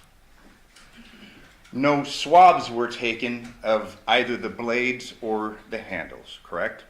Correct. No analysis, forensic analysis was done of these blades, correct? Correct. No fingerprint analysis was done on these swords, correct? Correct. Including the blades. Correct. And we're dealing with a decapitation case, correct? That is correct. Fair to say that samurai swords would kind of fall in that realm of importance when it comes to a decapitation case? Depending if they were real samurai swords. Well, and you're saying that you're not, but what do we have to show that they aren't? If we have the photographs, I understand what you're saying. Yeah, I mean, we have these photographs. We don't have a photograph of the blades, do we? But correct. We don't have any analysis concerning the steel of which the blades presumably were made, correct? Correct. We just have this photographs of the swords, correct? Correct.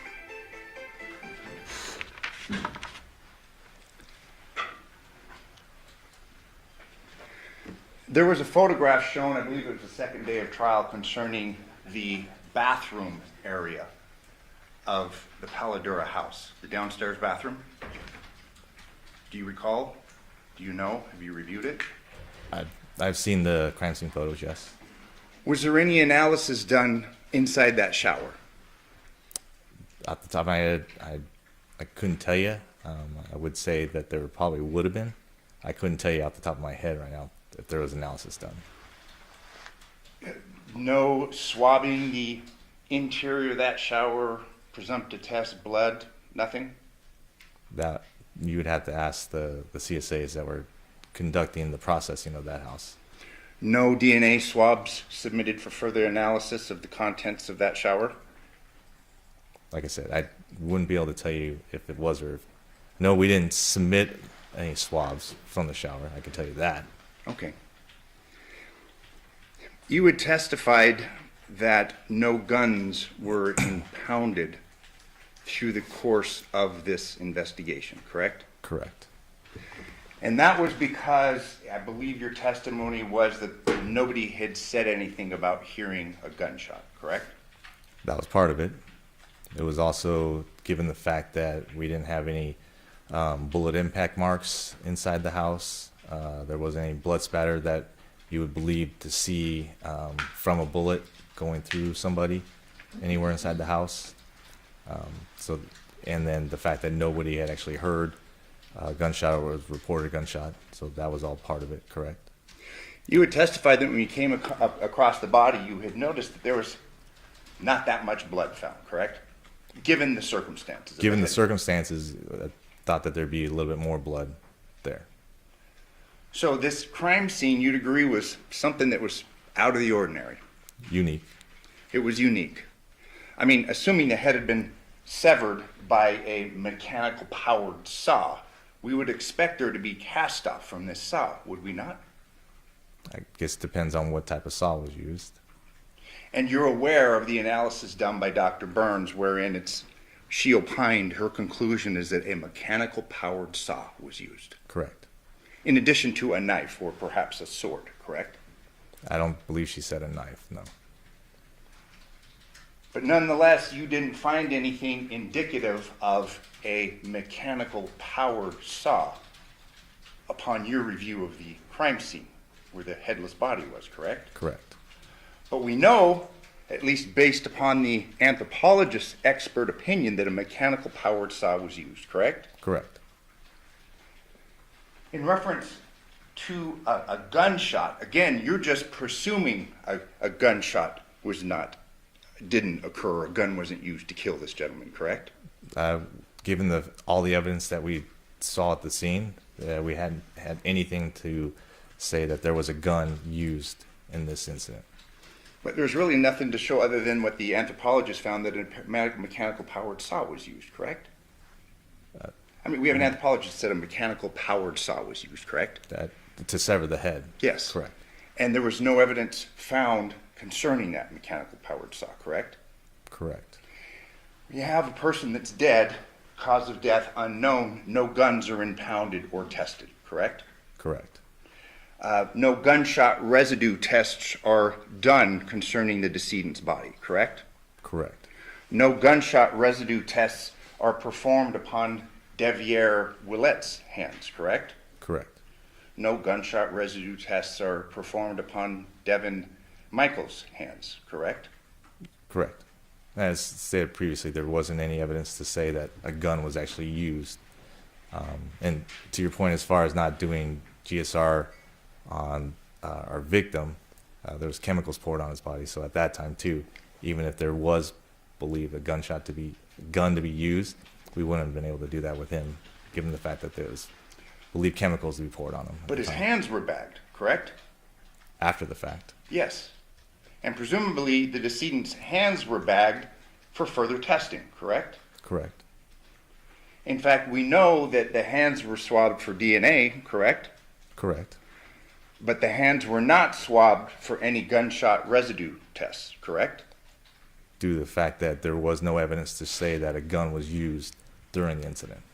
Well, and we discussed the saw, no evidence of that, but we learned Correct, that yeah. was. But nonetheless, my point being, there was no gunshot residue test performed upon anybody's hands, including the decedent's, correct? Correct.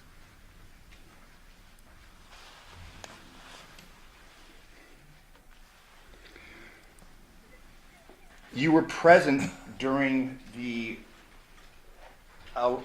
collection of evidence at the Paladura residence, correct? I was present during the search warrant, but as far as being completed, I had myself and Detective Skinner had already left the residence to speak with Devyn and Deviere. There had been questions asked days ago concerning rings. Are you aware of that? Were you ever looking for any rings, evidence of rings, like wedding bands, at the Paladura residence? I was not. And you were the lead detective, correct? Correct. You've obviously reviewed the crime scene photos taken at the Paladura residence, correct? Correct. There are no photographs concerning the contents exposed of those garbage cans, are there? Correct. Specifically, exhibit number 68. It's a trash can downstairs. We have no photographs of what the contents of that trash can were, correct? Correct.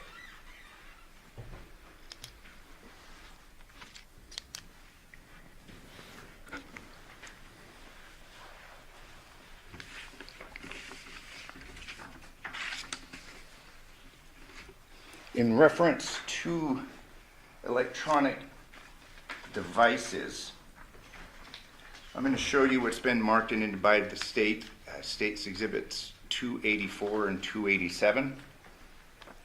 This is 284. This is the Porcupine residence. And I'm going to ask him some questions concerning electronic devices. We have an Xbox here, don't we? That's correct. And I'm showing you State's Exhibit 287. That's an Xbox here, correct? Believe so. I couldn't tell you just looking at that picture right there. You'll agree in the course of the investigation, reviewing text message and otherwise, Deviere Willette was a gamer, wasn't he? I don't remember saying that. Okay. You're not aware of text, he's gaming, complaints from Devyn concerning him playing all the time? Not aware of that? I'd have to review the text messages. That's an electronic device, correct? Correct. And you're aware that gamers are able to communicate with one another through a game platform, like an Xbox. Correct. That Xbox was not seized or analyzed for potential evidence, was it? It was not. So you'll agree with me that all of the electronic devices were in fact not seized or analyzed through the course of this investigation? From your definition of electronic devices with the Xbox, yes. Not all of them were collected. That one in particular, in the room that Devyn and Deviere shared, that was not collected, correct? I couldn't tell you if they shared it or not, but that one was not collected, no. You were asked concerning tennis shoes, shirt, shorts that presumably Devyn Michaels was wearing the night of August 6th, correct? Correct. This search warrant at the home was executed on August 7th, 6 p.m., give or take? Approximately. She had given an interview at 7:55 p.m. wherein she had discussed being in the terrible hearse with Johnathan, correct? Correct. The video that we saw from a prior witness, that was collected by Detective, I believe, August 11th. Does that conform with your recollection? I don't know the exact date it was collected, but it would have been after the search warrant. After the search warrant. So when we heard testimony from crime scene landless Miriam concerning, well, shoes weren't recovered, shorts weren't recovered, this search was going on when shoes were not being looked for, correct? The search occurred prior to your learning about the video and what Devyn was wearing, correct? Correct. Or we had video from the Burlington Coat Factory, and I believe pictures that were being sent from the other detective that reviewed that video. So all we had at that point, I think, was the dress that we had actually seized from the residents at that time. Let me ask you about that. Since we're on that point, do we have copies of this Burlington video that's been referenced to? We do not. You didn't preserve that, did you? We did not. So we've heard testimony concerning, oh, we're basically discrediting a story where someone comes up to the daughter, but we don't have the benefit of that video to review, do we? No.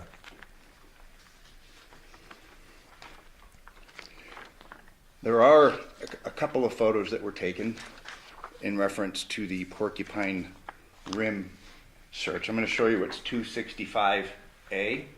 Or I'm sorry, it's just 265. We do see a couple of tennis shoes here, don't we? Black with white soles. Yes. Those were not collected through the course of this search warrant execution, were they? They were not. I'm going to show you what's been admitted as State's Exhibits, Exhibit 291A.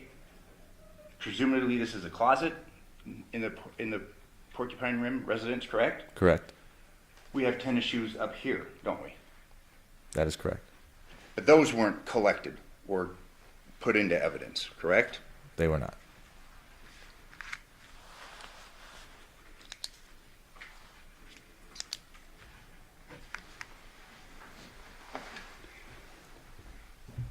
We had heard testimony from Dr. Burns in reference to a bone chip missing when the head was severed at the Paladura residence.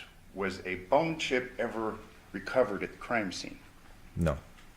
Was a bone chip ever looked for in the crime scene? No. Were the blankets surrounding the body booked into evidence? That I could not tell you at the top of my head.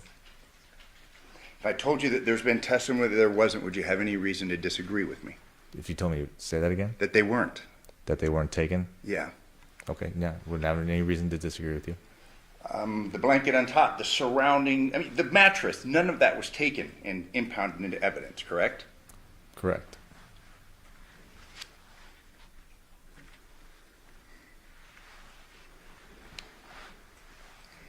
There was testimony from the last witness elicited concerning footprints in the backyard of the Paladera residence.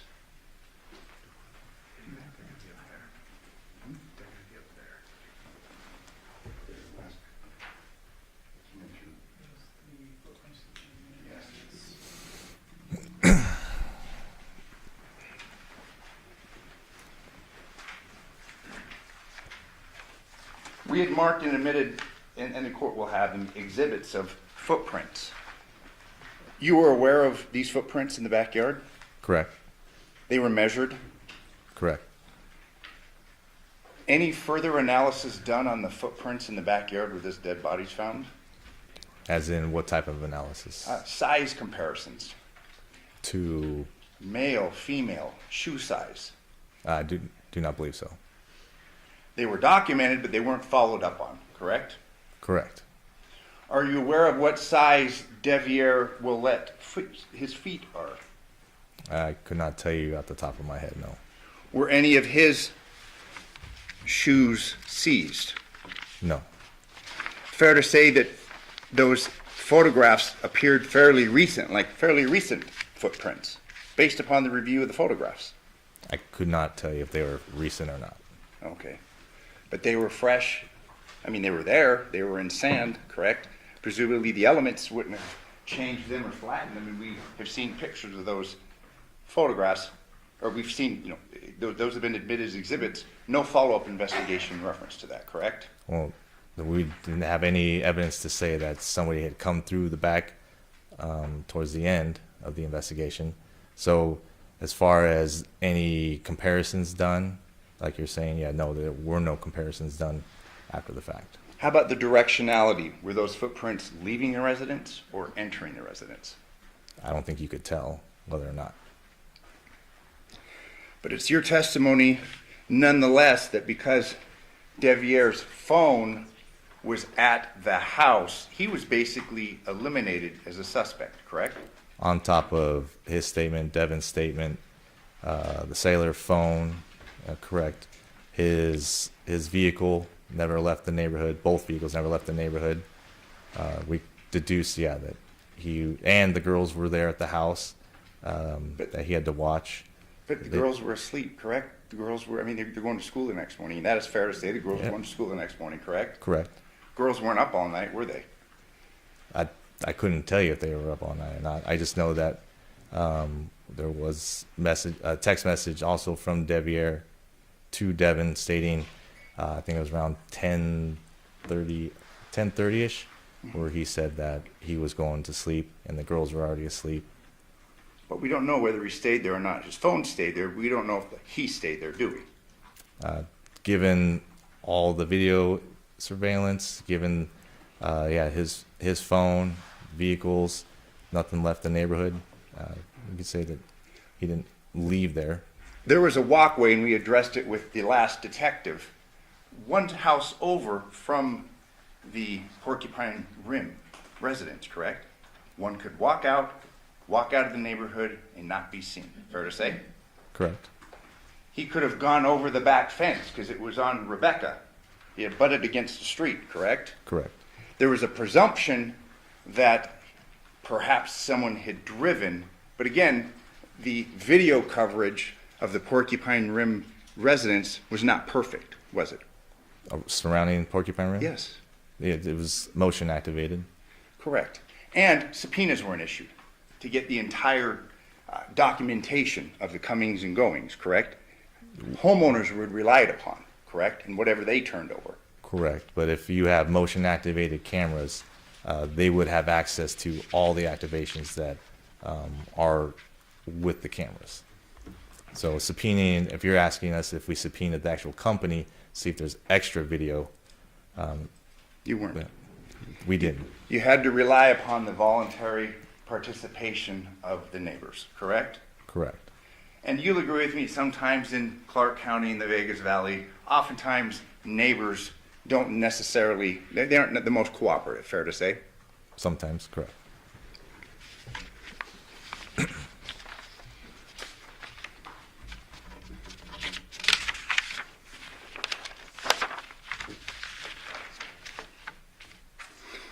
In reference to the analysis of Deviere's phone, while that phone was at the Porcupine Rim residence, there wasn't any activity on it during the night, correct? Activity as far as what? Anything on the screen, apps, things being done. Are you aware of that? That I couldn't tell you. If a phone is left and a person crosses the valley, if there's no activity on that phone, that would be consistent. The person isn't with that phone, correct? Say that again? Yeah, if a phone is left, let's say a person leaves his residence, okay? Let's say Deviere leaves the Porcupine Rim residence and goes to the Paladero residence and he leaves his phone behind. You wouldn't expect for there to be activity on that phone, correct? Correct. And the lack of activity on that phone would be consistent with that phone having been left there, correct? Correct.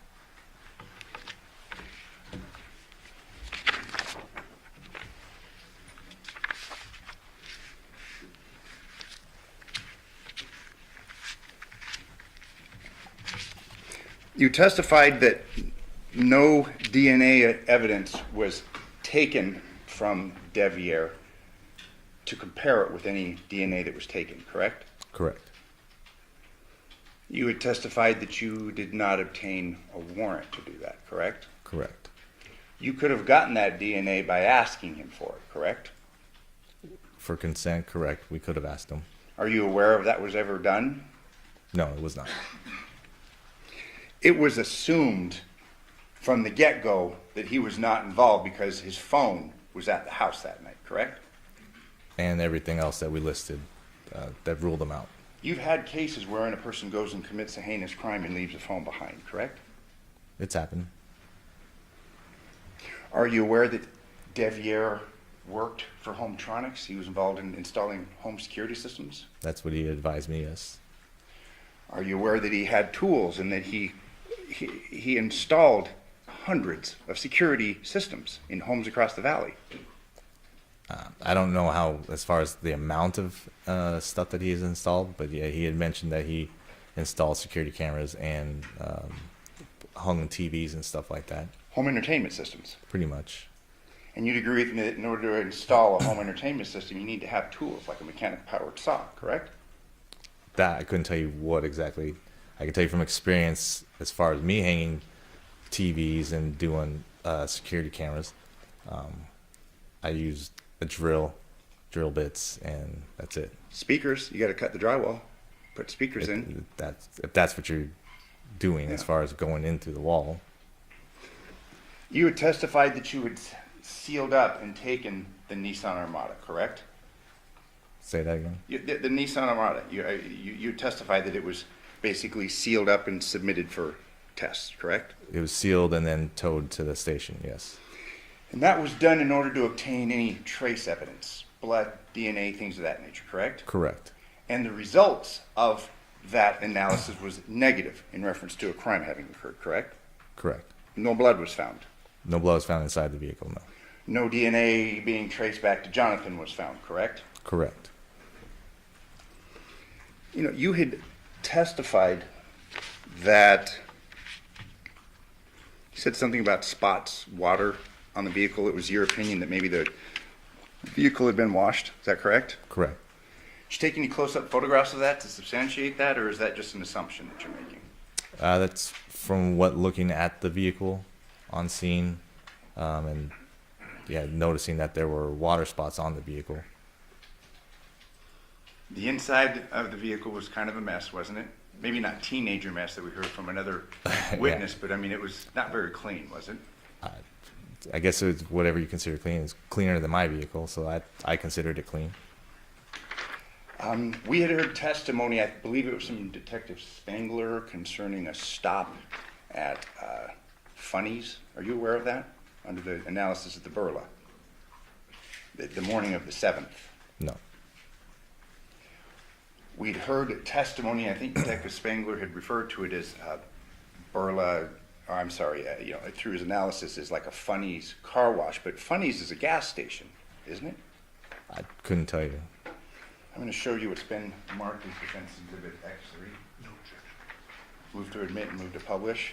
Did you say X3? X3. Okay, X3 will be admitted. Permission to publish is granted. This is Funny's. There is a car wash off to the side. There's also gas pumps, correct? Correct. As far as the analysis of the location of the vehicle, are you aware that it's consistent with being at a gas pump versus a car wash? Like one or the other? Yeah. No analysis done on this? As far as it going to fill up gas or going through the car wash? Is that what you're asking? Yeah. We heard testimony from part of your team that the vehicle stopped here, presumably after going to the school on August 7th. Yeah. If you're asking if we can say that it went through to get gas or the car wash, I couldn't tell you which one it did. We heard testimony that under the Burla that it was turned off, the vehicle, when it was at Funny's. Are you aware of that? No. You'd agree with me, you turn your car off to fill it up with gas. You don't Yes. leave your car running generally, correct? No. You drive through a car wash, don't you? Correct.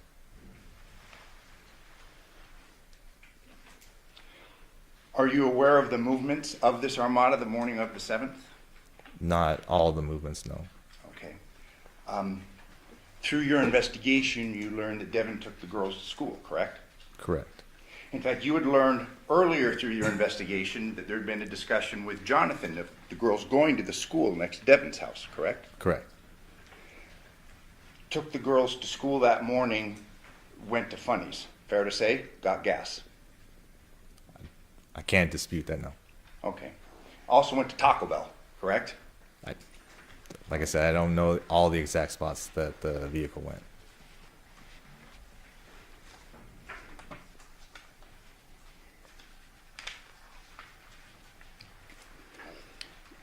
You had given testimony in reference to the wallet belonging to Johnathan's Social Security card. You recall that testimony? Yes. There had been evidence found through the extraction that Johnathan had lost his wallet and then found it August 6th of 2023, correct? I don't remember the exact dates, but I do remember, yes, that Devyn actually mentioned that to us also, and that we did see the pictures in the phone. Okay, so Devyn told you that he had lost the phone the day before, August 6th, and then the phone analysis confirmed that there was text between the two of them where he'd lost his wallet and Lost, said, hey, yes, correct. Lost the found it. wallet, not the phone. Okay, but the wallet, Social Security, those had been lost and they'd been found just the day before, correct? Correct. You'd agree with me that obviously finding those items in the house would be consistent with Johnathan moving into Devyn's house, correct? No. Well, I mean, he'd lost his things. She had told you that he had lost things before and she'd given him items, correct? That's what she had told us, yes. All right. And you've moved before. You'd agree with me that moves can be hectic, correct? Correct. Especially if girls, young ones are involved, correct? Correct.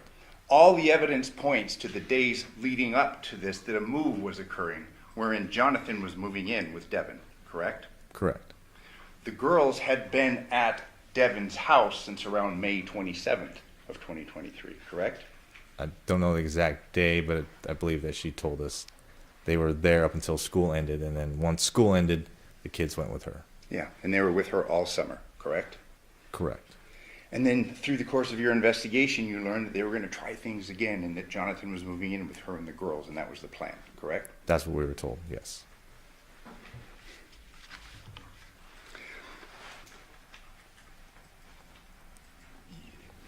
Through your investigation, walking through the house at Paladera, there are empty alcohol bottles, correct? Correct. Through the course of your investigation, you learned that Johnathan was a drinker. Correct. Through the course of your investigation, you'd learned that he had been drinking throughout the day of August 6th. That's what we were told. You've given testimony concerning the truck pulled in front of the Paladera residence like it was almost going to be a temporary stay or something. You remember that testimony? Correct. That's what it appeared to look like. But you'd agree with me that the truck's pulled in, he's been drinking, a reasonable person would probably take the key away from him if there was a concern about him drinking and driving, correct? Sure. You had testified that when you came up the driveway, Porcupine Rim, it's your testimony you saw a cell phone off to the side, correct? Correct. That was the side of Devyn's vehicle, correct? Correct. You had testified that she was moving things. It appeared she was carrying items in to the residence, correct? That's what it appeared to be. You can't say when that phone was dropped, whether it was accidentally or otherwise through the course of this move, correct? No, not exactly. You are aware through the analysis of the phones that Devyn had sent a voice note to Johnathan's phone about 4 a.m., correct? Correct. And that concerned registering the girls in the morning, correct? I believe so.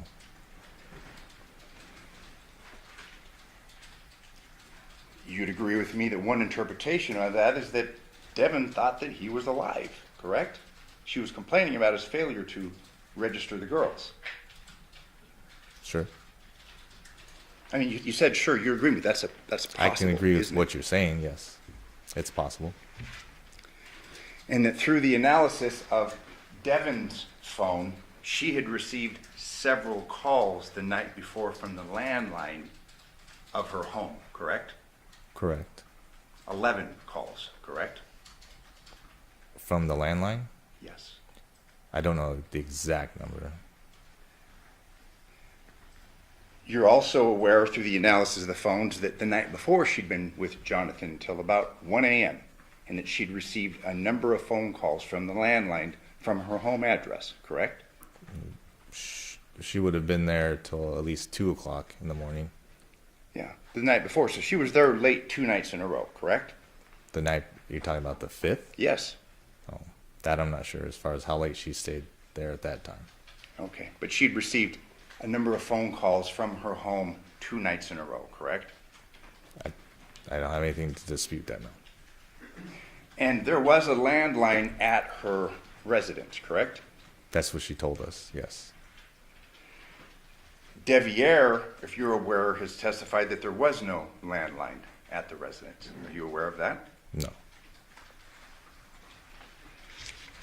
You had been asked concerning your interview with Deviere and how he had minimized the relationship, the type of relationship that he had with Devyn, correct? Correct. He outright lied to you, didn't he? Like I said, he minimized his relationship with her, yes. He was asked by you if they slept in the same bed and he said no, correct? Correct. That was a lie, wasn't it? Correct. You had asked him if they were intimate and he said no, correct? Correct. That was a lie, wasn't it? It's what, yeah, he told us, and what Devyn had told us also. They were both minimizing that relationship. They were both covering for Deviere. Isn't that right? Minimizing their relationship. Later on through the course of the interview, Deviere says that he didn't know his dad was moving in, correct? That's what he had said. But that was a lie, wasn't it? Based upon the analysis of the phones and interviewing witnesses, correct? That he didn't know that his dad was moving in? Yeah. I think through the course of the investigation, he had said that, yeah, he didn't know, but it was aware that the plan was John was going to move in. Because I think he actually had said during our interview that he knew that Yoko was trying to kick him out because he wasn't paying rent. And at the same time, he basically was told that he wasn't going to allow his dad to be homeless. So he said, yeah, I don't want my dad to be homeless, so I'll agree. And I was going to move out for a little bit. And But then he later was untruthful in saying, in reference to the knowledge of his dad moving in and him having to move out, correct? I don't believe that was in the interview that I conducted. Okay. You had testified that when you interviewed him in the morning of the 7th, I'm referring to Deviere, he told you he'd been drinking, correct? Correct. But you're unaware if he'd been drinking continuously from the night before, correct? You don't know. I don't. Just from what he told me, that he started drinking as soon as he got home after finding out about his father's death. Are you aware of where he went the morning of August 7th? Not specifically. We do have his phone tracks that show that he had driven around town. Okay. But you really didn't follow up or look too closely at that because he really wasn't on the radar. In fact, he was told that he was under the radar, correct? Correct. Detective, you'd agree with me that this was not a complete investigation. No, I would not agree with you. So it's your testimony that this was a complete investigation? Yes. Given all the things that we have talked about, it was a complete investigation, that's your testimony. Correct. Finally, in reference to the autopsy, you testified that you were present during the course of the autopsy, correct? That is correct. And you reviewed the autopsy report? Correct. In your opinion, was the autopsy report correct concerning its various findings? And I'm not asking for a legal opinion, but was it accurate? I can't argue that it wasn't. Okay. States here, page 2, tattoos, and this is in reference to Jonathan's body. It states no tattoos identified, correct? I couldn't tell you if that was part of it, no. If I may approach the witness. Yes. I'm referring to page 2 of the autopsy report.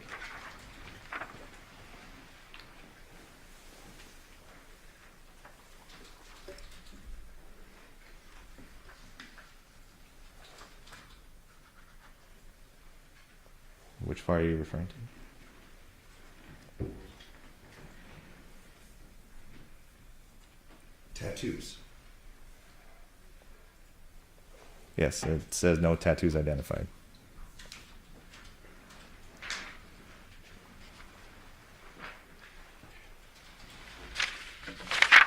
If I could have these two marked. That's the next couple of defense exhibits.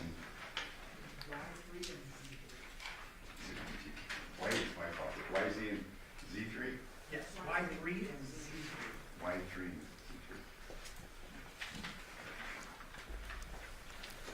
Z3. Showing you what's been marked, and I'd move for admission. There's no opposition. Y3 and Z3 are admitted? Fair to say that that's a tattoo on Jonathan's arm, correct? Correct. Appears to be his right arm, correct? I couldn't tell you from this view. Z3, left arm, correct? Correct. So we've got a mistake made, at least one of, I'd submit many, concerning the autopsy. It states no tattoos. He's got tattoos, correct? Correct.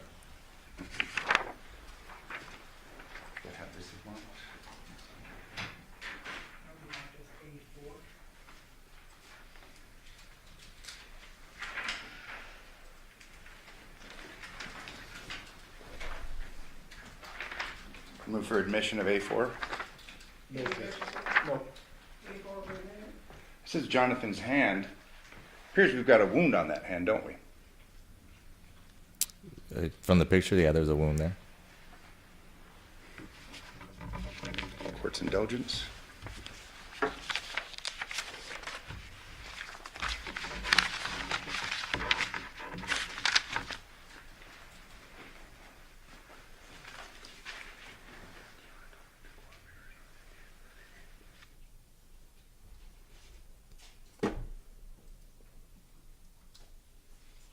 Just one final question. Through the course of your investigation, you came in contact with the Principal Leatherman, And it was learned that Johnathan and Devyn were planning on enrolling the girls to the school next to Devyn's house, correct? Through that interview, I found out that Devyn was trying to.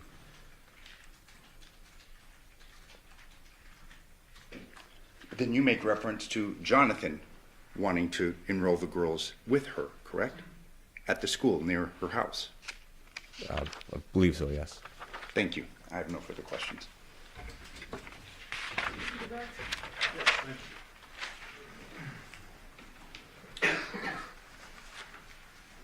Detective, at the beginning of Mr. Draskovich's cross-examination, he referenced a potential second phone for Johnathan. Is that correct? Correct. Just want to clarify, no cell phone associated with John was found at Paladura, correct? Correct. No cell phone for John was found anywhere inside the Paladura scene. Correct. There was the phone found for John at Porcupine Rim, That's correct. the one in the driveway. Yes, And then you got the CDRs or call detail records for that phone. that is correct. Just so the jury understands, the 11 devices that were submitted for forensic analysis, those were all found inside the Porcupine Rim home. That is correct. So if John may have had a second phone, it's not his active phone at the time. That is correct. In fact, there's activity on John's phone on the 6th into the morning of the 7th, and we know that's the one he was primarily using. That's correct. With regard to the swords and the shower at Paladura, you indicated that you don't know what exactly was done with those items, correct? Correct. But you can say that the swords were found at Porcupine Rim, the shower would have been at Paladura. We agree there. That's correct. And if someone has an item in their home, do you expect for DNA, their own DNA, to be found on it? That is correct. And so let's talk about the swords for a second. If defendant's DNA is found on it, or Deviere's, would that be shocking considering the fact that it's in their home? No. Same thing with the shower. There's been testimony that Ms. Michaels has been in and out of the Paladura home several times. John obviously lives there. Deviere's lived there in the past. If there's DNA found in the shower, would you be shocked by any of those people? No. That's not necessarily an investigative tool that will help you answer an unanswered question. Correct. There was some questions about the shoes and the clothing associated with the defendant, and I just want to make sure everyone understands. There was the initial search warrant at Porcupine Rim on August 7th, correct? Correct. And then at a subsequent date, I can't remember off the top of my head, they went back and took more photos, Correct. and they found those blue shorts. That is correct. Okay. The white tank top that you see in that Chevron video, was that ever found? No.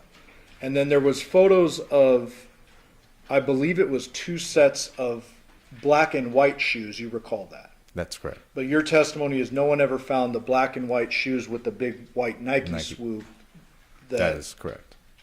that was seen in that Chevron video. Yes.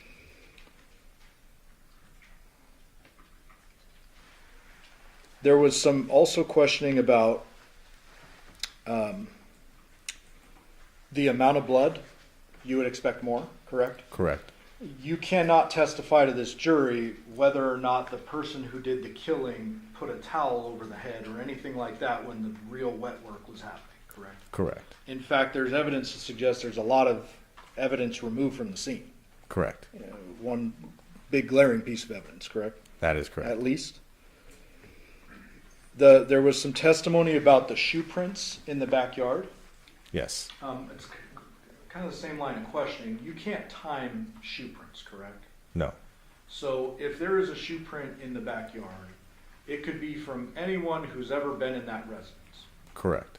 Now, the point Mr. Draskovich made is a good one. Maybe wind blows and it would look more weathered or something, but you can't say when that shoe print was left, no matter how much testing you do with that. I could not know. You were discussing how you ruled out Deviere, and you kept saying it was a multitude of things. It wasn't just you take his word for it that he wasn't there, correct? Correct. May I approach? Showing you state 663, you recognize that? Yes. What is that? A Google map showing directions from one place to another. And specifically walking directions from 5510 Porcupine Rim to 2698 Paladura? Correct. I move for the admission of that. No objection. 663. Just real quickly for the record, what's the walking distance between the two? Looks approximately 7 hours and 27 minutes. And that's, to be fair, that's just one route. Like, I'm sure there's hundreds of different combinations of streets you could take, correct? Correct. But fair to say it's quite a ways across town. Correct. And you indicated that the video surveillance ruled out Deviere's vehicles from having either left his home or entered the scene Correct. at Paladura. That is correct. Mr. Draskovich asked you about activity on Deviere's phone. He's basically saying, like, it was left at home. You got that line of questioning. Correct. And asking if there's activity on it. And I believe his question was that would be consistent with him not being with the phone. Do you remember that line of questioning? Correct. Could also be consistent with him being asleep. That is correct. So that doesn't tell you much. And would you defer to the expert that we haven't called yet, Clinton Campbell, Detective Campbell, when it comes to any technological findings on the phones? Yes. Okay. So he's better suited to answer those That questions. is correct. Okay. Mr. Draskovich asked you about these post-homicide text to John from the defendant, correct? Correct. And he said one interpretation is that she thought he was alive, correct? Correct. Another interpretation is that she was alibying herself, correct? That is correct. In fact, the killer in this case took substantial steps to cover up what he or she had done, correct? Correct. And taking a head from a crime scene is kind of an extreme example of covering up. Very extreme. Not exactly shocking to see an alibi text. Correct. The autopsy, there was just an autopsy photo shown suggesting Mr. Draskovich's word was wound on A4. Remember that? Yes. You're not a forensic pathologist, correct? Correct. You're not a medical doctor, correct? Correct. Would you defer to the doctor's testimony as it relates to injuries? Correct. Have you ever heard the term slippage before? Yes. Understanding you're not a doctor, so if you're not comfortable answering, what is slippage generally? After, basically, we would say slippage, skin slippage, at post-mortem, as the body starts to decay. When you touch the body, the skin actually can start slipping off the body since it's decaying at that point. Okay. And so when you agreed with Mr. Draskovich, hey, that looks like a wound, ultimately you're going to defer to a medical doctor as to whether that's a wound or not. Correct. A4. A4. Yeah.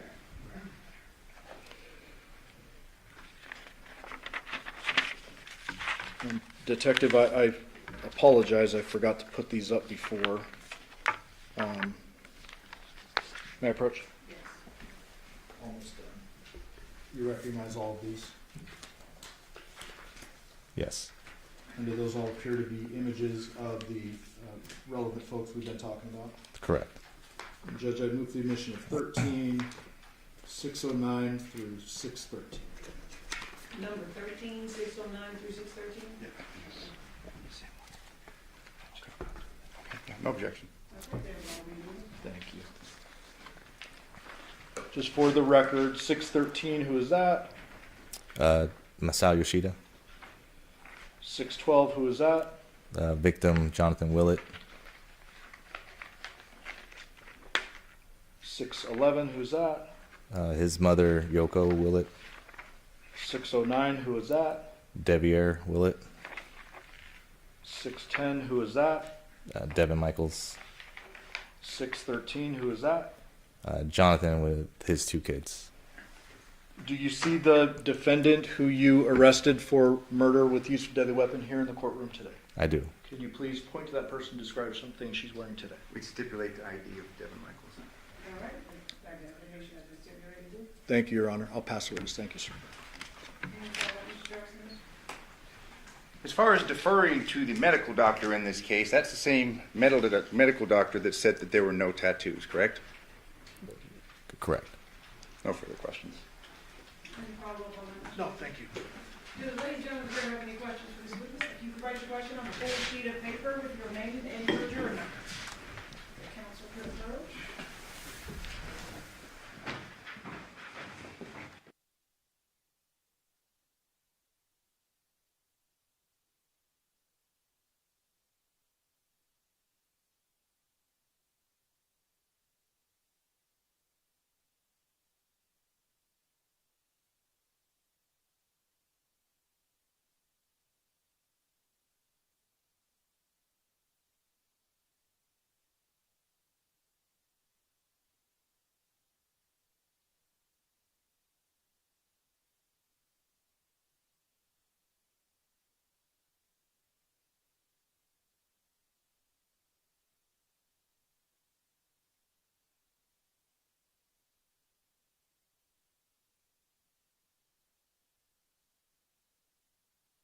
Detective, Yes, ma'am. was there an inventory of tools taken in Deviere's work van and verified with his employer? There was not. Okay. And at any time, was the missing knife ever described to you? Yes. If so, could you describe the missing knife? What type of blade? Was it serrated, the size or length? It was described as kind of like a meat cleaver hatchet type. Okay. State any follow-up based on the jury questions. Just, I don't know if you caught that part. It said, was it serrated or not? She said no. Thank you. Any follow-up? No follow-up, thank you. Okay, do the ladies and gentlemen of the jury have any further questions for this witness? Okay, seeing no response, the deputy are excused. Thank you very much for your testimony here today. Thank you, Your Honor.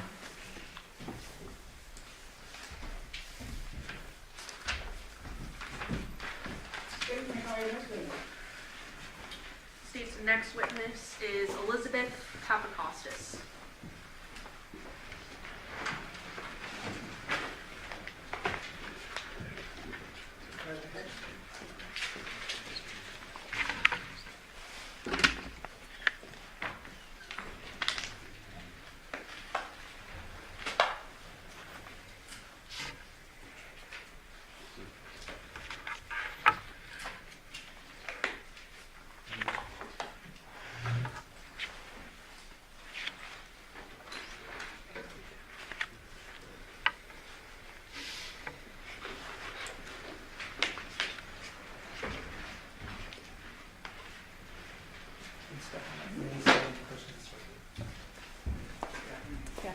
You solemnly swear or affirm the testimony about giving this action shall be the truth, the whole truth, and nothing but the truth, so help you God. Yes, I do.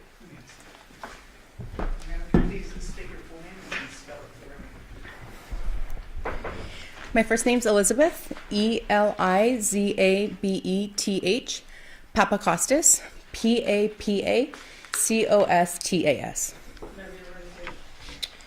Good afternoon, ma'am. Good afternoon. How are you employed? I'm currently a forensic scientist at the Las Vegas Metropolitan Police Department Forensic Laboratory, and I'm in the biology DNA unit.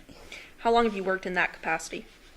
I started part-time at the laboratory in January of 2020. In February of 2020, I was promoted to a forensic laboratory technologist. And then in October of 2022, I was promoted into a forensic scientist position. And you mentioned your unit is the biology unit, is that right? Correct, biology and DNA. And what is that unit? We primarily focus on examining items of evidence for biological fluids, such as semen, blood, and saliva. We also do examine items for what we call trace DNA, and we examine those items, we take them through the laboratory process, and then I also write reports. And you mentioned trace DNA. Can you please define that for the ladies and gentlemen of the jury? Trace DNA it was previously referred to as touch DNA. So it's commonly items that are handled, clothing that's worn by somebody, and essentially what it is the skin cells that come off when you're handling items. And you sort of touched on it, but can you go in depth about what your duties are in your position? Sure. In the laboratory, I can take physical items of evidence. Again, I'm looking for any signs of those biological fluids, and once I take those items, they go through a laboratory process, and then at the end of that process, data is generated. Once I have the electronic data, I can then evaluate that and make any comparisons to known individuals, and then I do write reports. And what is your training and experience that makes you qualified to be able to do this work? I hold a Bachelor's of Science degree from the University of Nevada, Reno. And then during my first position as a laboratory technologist, I underwent a training program. And then once I was promoted into my current position, I also went another training program. During that time, essentially, we work on mock casework. We go through a series of tests. We also do competency testing just to ensure that we're able to work on real life casework. And then during that real casework, we are also supervised by other analysts in the lab. In addition to your previous training, do you also do ongoing training to make sure that you're up to speed on all the modern technology out there? Yes, every year we have to undergo at least 8 hours of continuing education. And you're up to date on that? Yes. You mentioned that you work at the Las Vegas Metropolitan Police Department Forensic Lab, is that correct? Yes. Is that an accredited lab? Yes, the lab is accredited. What does that mean? Essentially, accreditation is the recognition by an outside body that the laboratory is meeting a certain set of standards. And then also within that, we undergo audits, and essentially accreditation shows that the lab is producing reliable work. And have you testified in court before? Yes, I have. And I believe you mentioned that one of your job responsibilities, in addition to conducting analysis on different pieces of evidence that are collected, you actually draft reports based on your conclusions of your testing, correct? Correct. And are those reports reviewed by another person before they're actually released? Correct. Within the laboratory, our electronic data goes under one set of review. And then once the case file is put together, it undergoes a technical review, which is where somebody else looks to make sure that all the procedures were followed. And then after the technical review, an administrative review is done, and that's looking for things like grammar, spelling, things like that. Now, do you conduct DNA analysis as part of your duties? Yes, I do. Can you explain to us what is DNA? DNA stands for deoxyribonucleic acid. It's essentially the backbone of our bodies, and it's useful within forensics because it's what we are able to use to differentiate individuals. So your DNA would be different from yours and so on unless you have an identical twin. That's the only time someone would have the same set of DNA. And within that DNA, we're looking at portions of it, which are called alleles. And from those alleles, you receive one from your mother and one from your father. And then within our data, that's what we're looking at when we're making comparisons from the evidence to the reference standards. Now, in your work of DNA analysis specifically, are there things called known samples versus unknown samples? Correct. We refer to evidence samples as unknowns because we don't know who the evidence is coming from.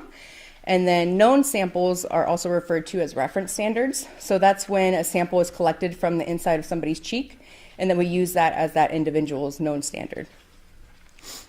So those terms are interchangeably used then? Correct. So known sample and reference standard? Correct. Okay. If you have a known sample or reference standard, how would you go developing a profile from that sample? The unknown, so the evidence samples and the reference standards essentially undergo the same process. The first step in that process is actually screening the item. So commonly we see swabs, so the swabs would be cut into a tube. Then the next step is called extraction, and that's where chemicals are added to the tube. And what those chemicals are doing is essentially trying to break apart the cells to get to that DNA. And then once we have that sample, we take that to quantitation. Quantitation is where we use an instrument to see how much DNA is present there. It can also show things like how much male DNA is present, if the sample may be degraded, things like that. After that step, we go to amplification. It's essentially like a Xerox machine. So what that's doing is making copies and copies of the DNA, which takes us to what we call our loading phase, or where the data is actually generated by another instrument. So when we're dealing with an unknown sample now, is it common to obtain multiple different DNA profiles from that? So we can see different things. So we can have what's called a single source sample, which means that it's only coming from one individual. Or we can have a mixture sample, which means that we're seeing multiple people's profile in the same sample. And is it possible with an unknown sample, occasions where you may not get a profile at all? Sure, it depends on a lot of different things. So environmental factors. So say, for instance, if a sample was left out in the summer in Las Vegas, that DNA would be very degraded and we may not get a good sample. But there's different things, such as, say, if someone is really good about washing their hands, they may not leave much DNA behind.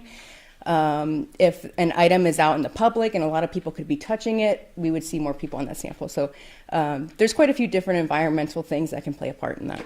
Another example could be someone wearing gloves, right? Correct. Less likely to leave something behind in that case. Yes, that's correct. Now, you touched on this a bit. Are there different sources of DNA? I know you talked about trace DNA, but are there other sources of DNA? Yes, commonly within the laboratory, the best sources of DNA that we see are things like blood, semen, and saliva, so those biological fluids. When you say best sources, what does that mean? They commonly are just, those fluids have a higher amount of DNA present compared to skin cells that can be left behind. And then again, the trace DNA is skin cells that are left behind? Correct.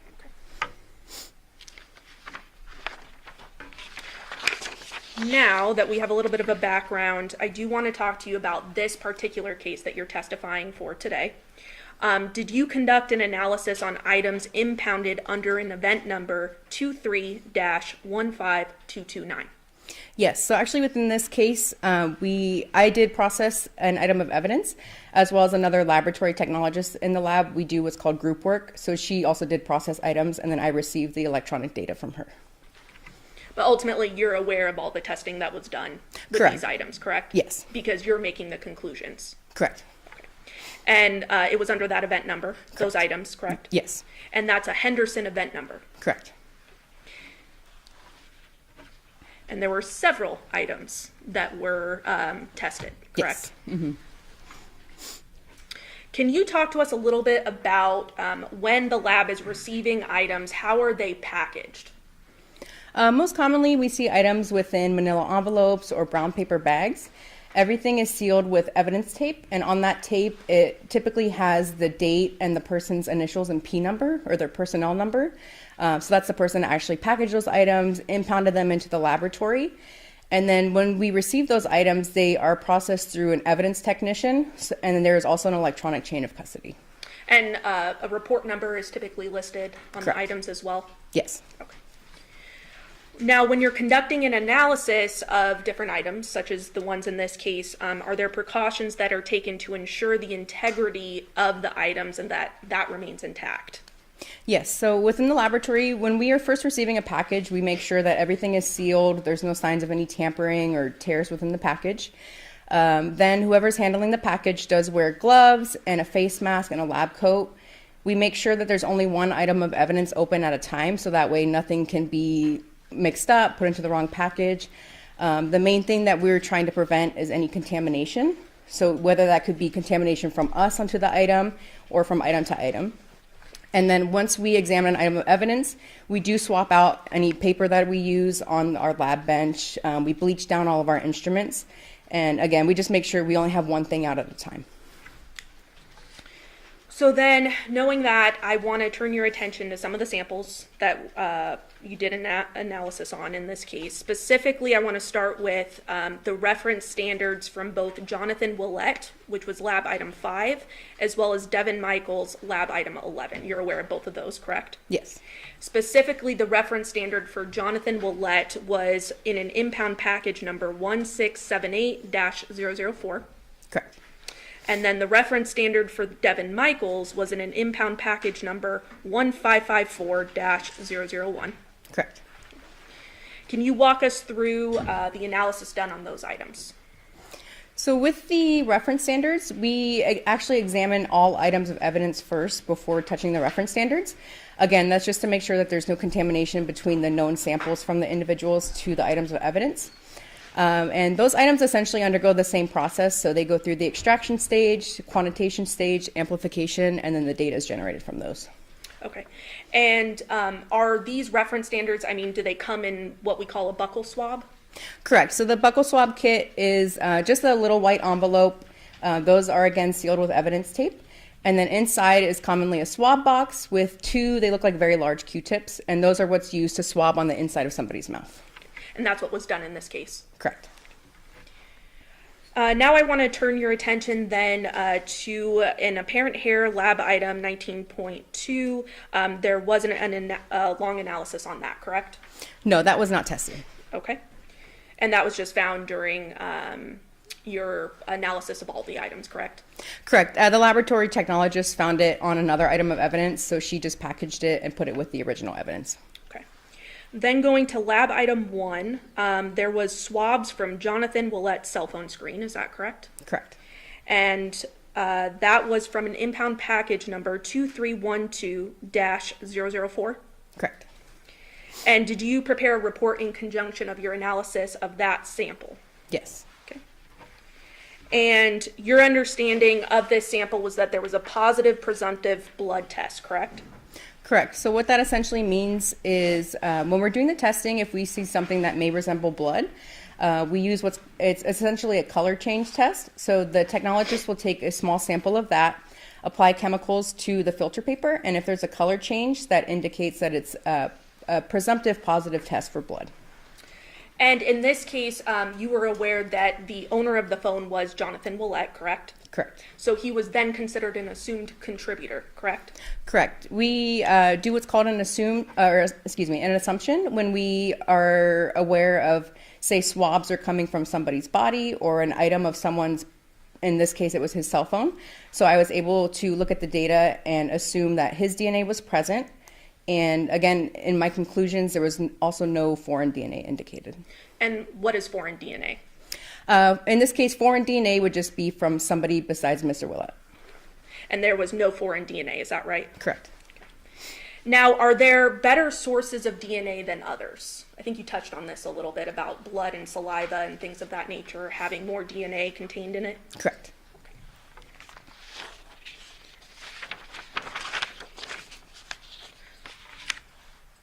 Then turning to the swab from underneath Jonathan's left-hand fingernails, that was lab item 6, correct? Correct. And that was collected under impound package number 1678-003. Yes. Walk us through the processing of that item. It was essentially the same processing. So again, it went from the extraction stage to data generation. In this case, again, since it's a swab coming from his body, I'm able to make the assumption. So assuming that he is a contributor, there was also no foreign DNA present. Okay. Now let's go to the swab from underneath Jonathan's right-hand fingernails, lab item 7, correct? Correct. That was impound package number 1678-003. Correct. Same sort of processing as the left hand. Correct. Okay. Any results from the right hand? In this case, for this sample, looking at the data, it was what we call too limited, which means that there wasn't enough data there to basically make any interpretations. And when you say not enough data, what do you mean by that? Within the laboratory, we have internal validations, which essentially show values for how much DNA we're expecting in a sample to generate a profile. So looking at this sample, because it didn't meet our thresholds, it wasn't processed further, or once it was processed, can I start over with that one? Sure, go for it. It did meet our validation, so it was processed to the data generation phase, but then once we received the data, at that point, there weren't enough alleles present to make any further interpretations. And are you surprised by this at all? No, we commonly see that. Okay. Now, I just want to go back briefly to the swab from Johnathan Willette's cell phone screen that you conducted analysis on, that we just talked about. You recall that? Yes. Did you look at the profiles of it and compare that to the alleles? So what we do when we're looking at data is essentially we do look at all of our evidence first before we make any comparisons.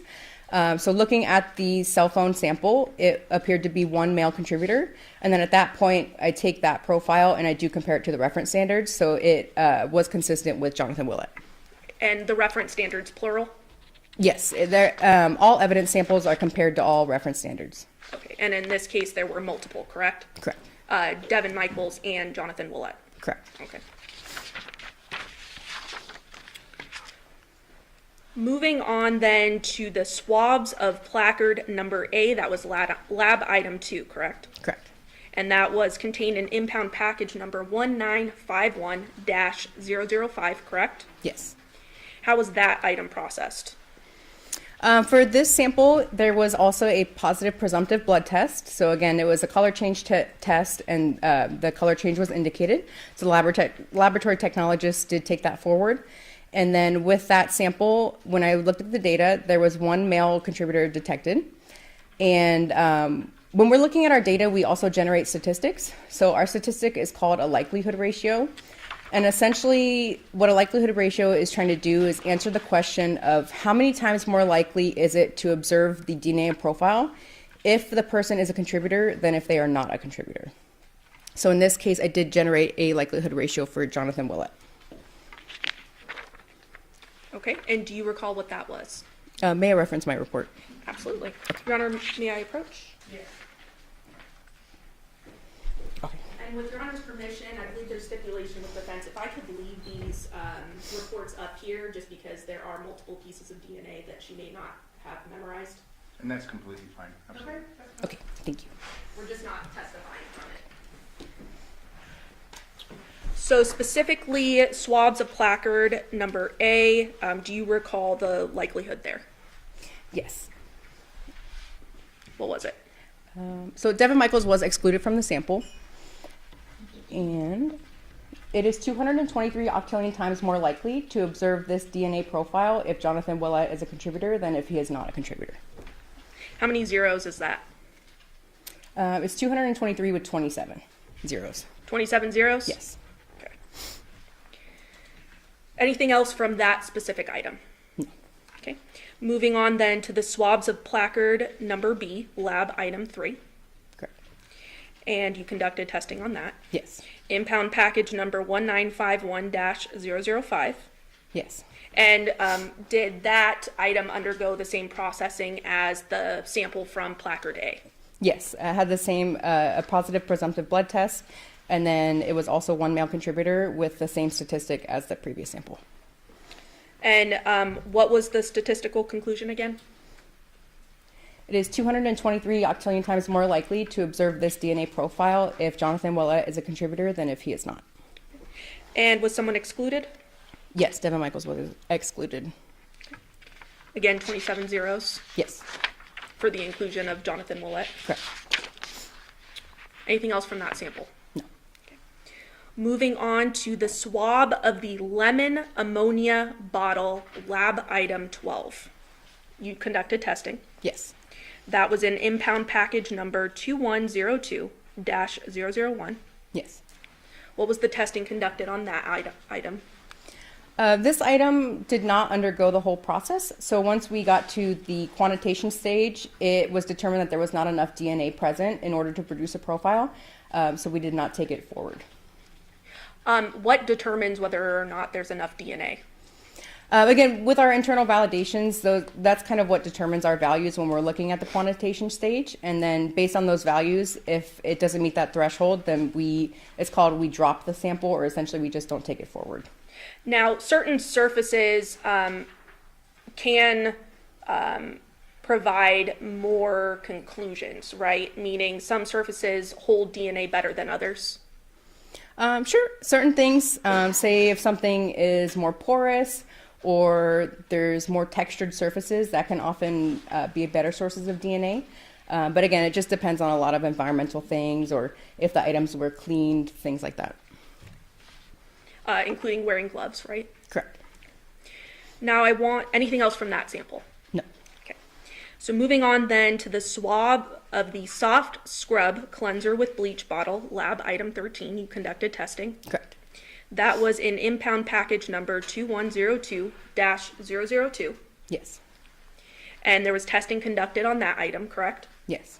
And what was the result of that? That again is sort of like the last item, so it did go up to the quantitation stage, and again, there was an insufficient amount of DNA, so it wasn't taken forward to data generation.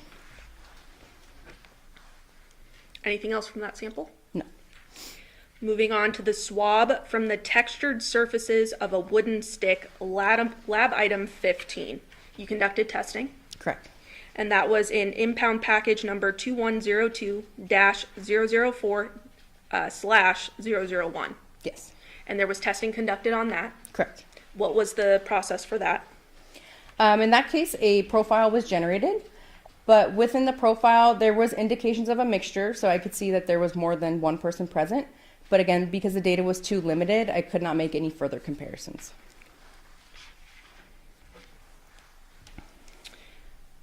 Okay, moving on to the swab from the textured surfaces of a doggy door cover, lab item 16. You conducted testing. Yes. And that was in impound package number 2102-003-001. Yes. What was the testing conducted on that item?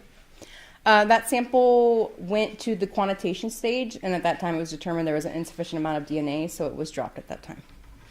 Again, that in-house validation you talked about earlier. Correct. Now, are you surprised by this with, trace DNA samples and things of that nature being what they are? No, it's commonly seen within the laboratory. And we kind of already went over this, but certain surfaces are easier to lift DNA from than others. Correct. Moving on to the swab from the garage door opener button, lab item 17. You conducted testing. Yes. And that was contained in impound package number 1951-006-007. Yes. What was the processing of that sample? Data was generated for that sample, and looking at it, I determined that there was 2 contributors present. At least one was male. Devyn Michaels was uninformative, so that essentially means that there wasn't statistical support for an inclusion or an exclusion. And then there was support for inclusion for Johnathan Willette. Now, looking specifically at the inclusion of Johnathan Willette, what was the statistical conclusion of that? It is 194 million times more likely to observe the DNA evidence if Johnathan Willette is a contributor than if he is not a contributor. How many zeros is that? Is that 6? 6, correct. Okay.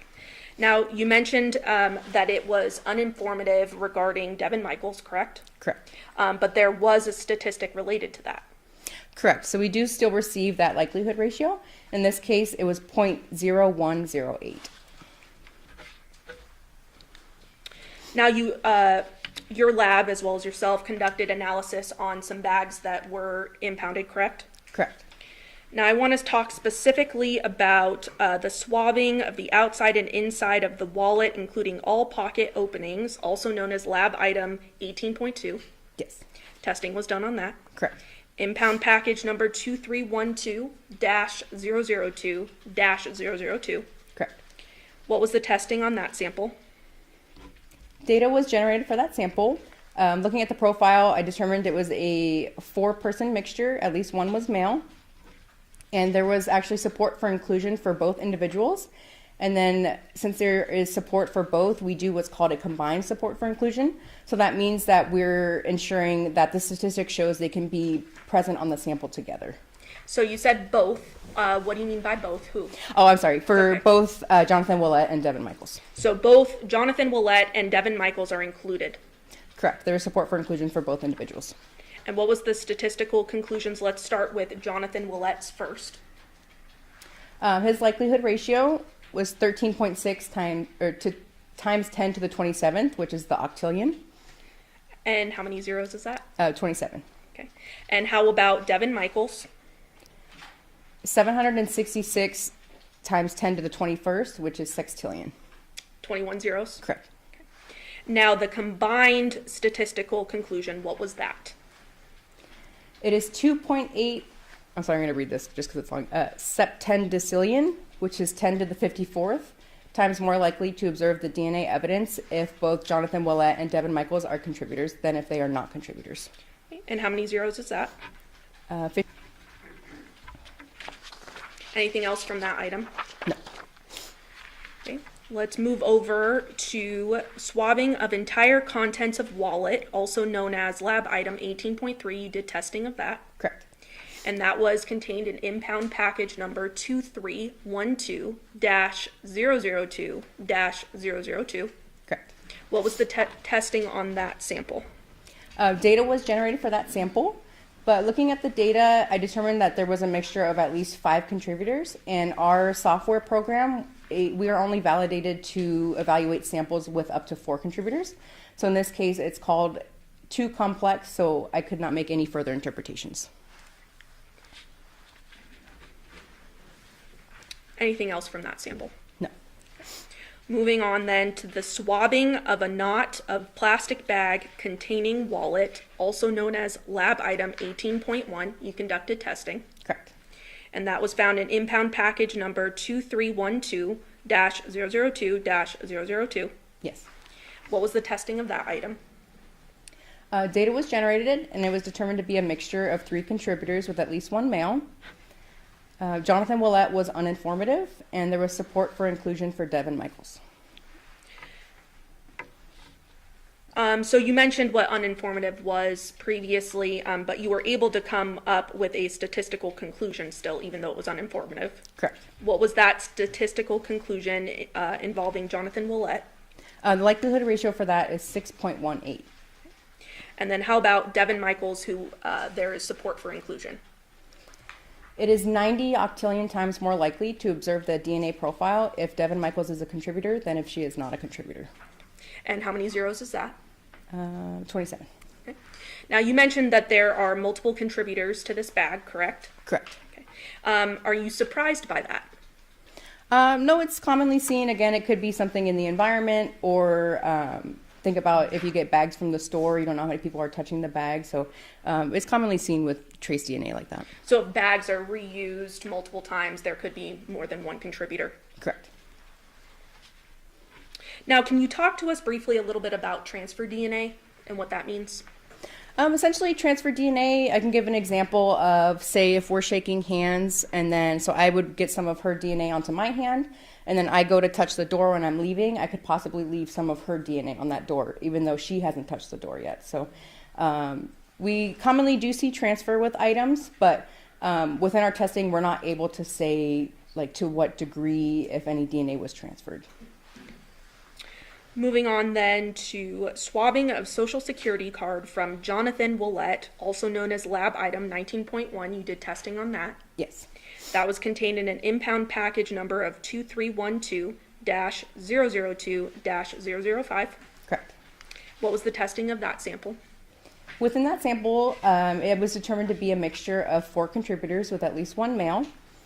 And there was support for inclusion for both Johnathan Willette and Devyn Michaels. And then, so since there's support for both, I also calculated the combined support for inclusion.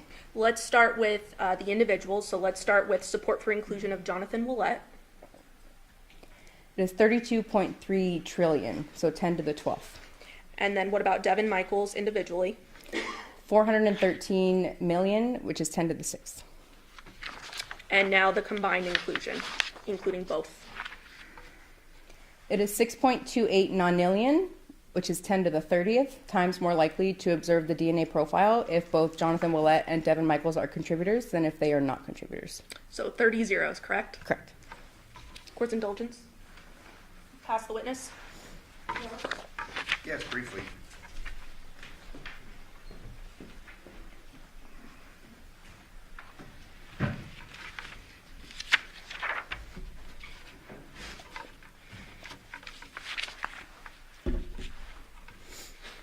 And in reference to the reference standards, generally taken from buccal swabs or otherwise, correct? Correct. And in this case, we just had 2 reference standards, correct? Correct. Johnathan Willette and Devyn Michaels, correct? Yes. There was no reference standard submitted for your evaluation concerning a Deviere Willette, correct? No, I did not receive a standard for him. Fair to say that based upon your analysis, we had DNA attributable to Devyn Michaels and Johnathan Willette on the plastic bag containing the wallet, based upon your testimony. So yes, there was support that they could be contributors to the profiles, yes. Same thing concerning the outside and inside of the wallet, correct? Yes. Devyn and Johnathan, correct? Correct. And again, you're not able to say how long that had been there. It could have been a day, it could have been months, but we have basically DNA that's attributable to these 2 individuals, correct? Correct. Within our testing, we're not able to say when someone's DNA was deposited or how. We're just able to say that it's there or not. And again, this DNA is possible to be transferred. There have been questions concerning that, but also just by merely handling it. We leave epithelial cells, we can leave DNA on things that we touch, correct? Correct. And again, you found that DNA attributable to both Devyn Michaels and Johnathan Willette on the bags that you evaluated, correct? Correct. As well as the wallet. Correct. The cell phone, however, there was only one individual, correct?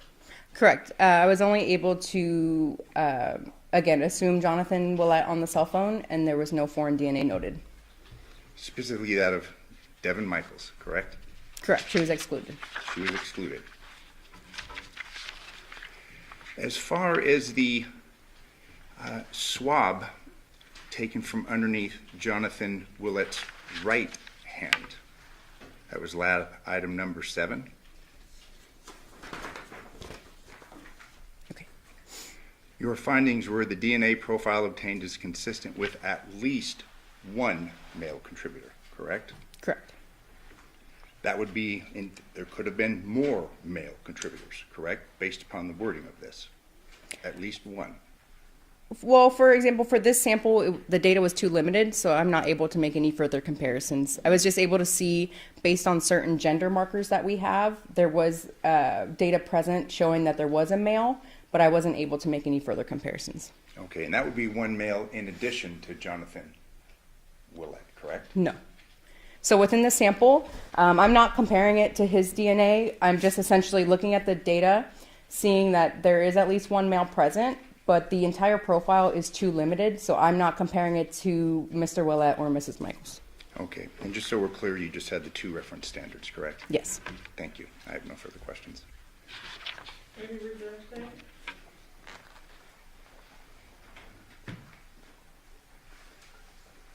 Court's indulgence.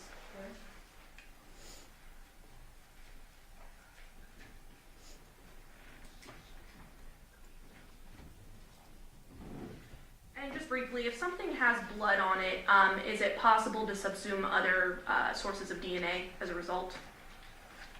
Are you able to reword the question? Yeah, that was probably very confusing. So if there's a blood sample, is it possible that the blood being so saturated that it could subsume other sources of DNA? Well, within our testing, we're not confirming if it is blood or not. Our testing is just a presumptive test, so it gives the indication that blood may be present, but I can't, I can't confirm that it is blood present. So what we're doing is just showing, blood may be indicated and then DNA is also there. So we're not able to say for sure this DNA is coming from the blood. And then also, I'm not sure how the cell phone was swabbed, so I wasn't the one collecting it, so I'm not too sure, how they handled that evidence.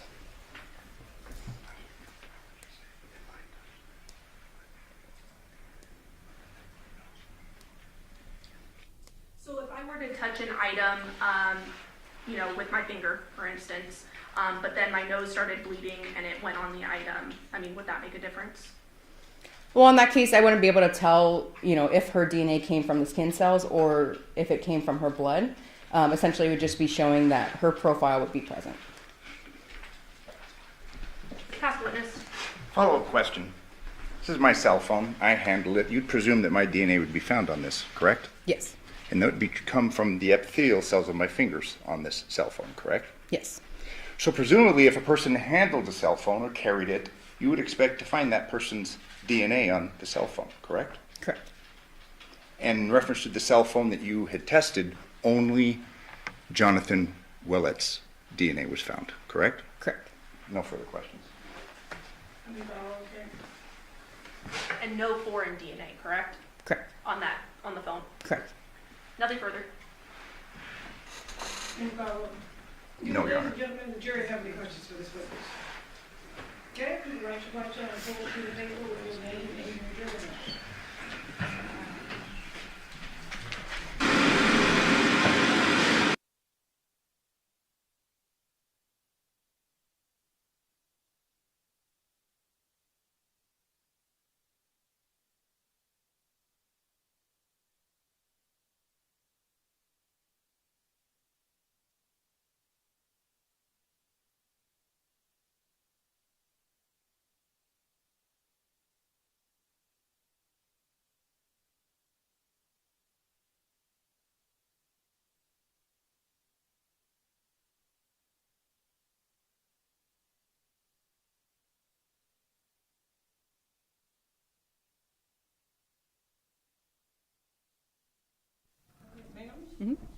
the cell phone, was DNA found on the outside of the phone or just on the screen?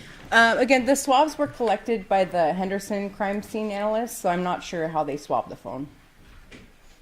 State, any follow-up? Your Honor, I'm sorry. Oh, One sorry. more question. Councilman Birch?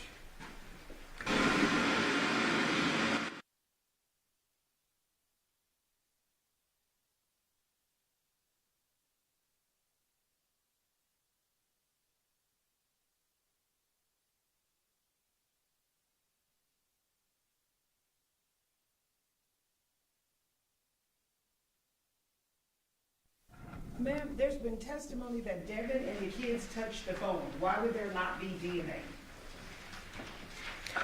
Again, there's a lot of environmental factors. So again, if someone was wearing gloves, if the item was cleaned recently, some people are what we call shedders, so they just naturally leave more DNA behind than others.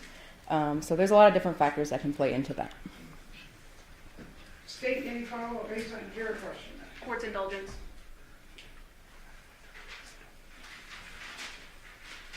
It's possible any item that I touch, I could not leave DNA, correct? Correct. Pass the witness. Oh, depends, any follow-up based on your question? I think we have another juror question coming. There's one more comment. Okay. You want to wait until?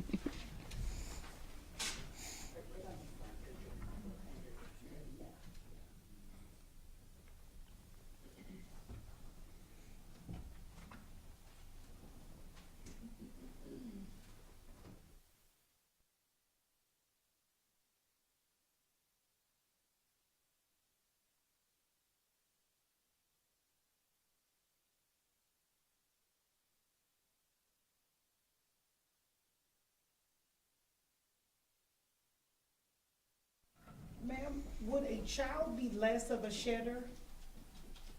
I don't have any indication for that. We don't really study that within the laboratory, so I'm not sure. Okay. State, any follow-up based on that additional question? No, Your Honor. Does the defense have any follow-up based on any of the juror questions? Just briefly, you have to rely upon what's provided to you, correct? Correct. We just receive a very brief case scenario, so I don't know, much of the information. I only know where some of the swabs are coming from, and then the parties within the case. You have to rely upon law enforcement, presumably in this case, that collected this evidence and ultimately turned it over to you, correct? Correct. Thank you. No further questions. Any follow-up on that, State? No, Your Honor. Do the ladies and gentlemen have any further questions for this witness? Okay.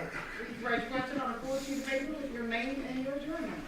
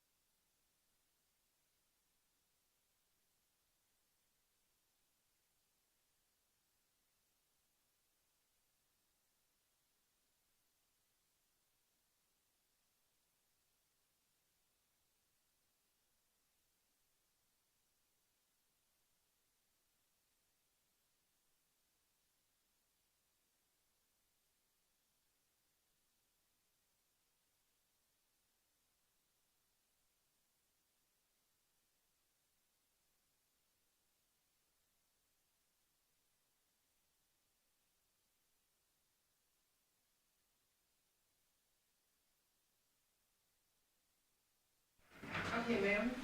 Given the blood on the cell phone, is it more likely that that area was swabbed? Again, I'm not sure. I don't know, how much possible blood was present on the phone. So I'm not sure if that was the only area that the crime scene analyst swabbed or if they swabbed the entire phone. Does CSA document their swabbing procedures when they turn in a sample, such as the area swabbed, the number of times, things like that?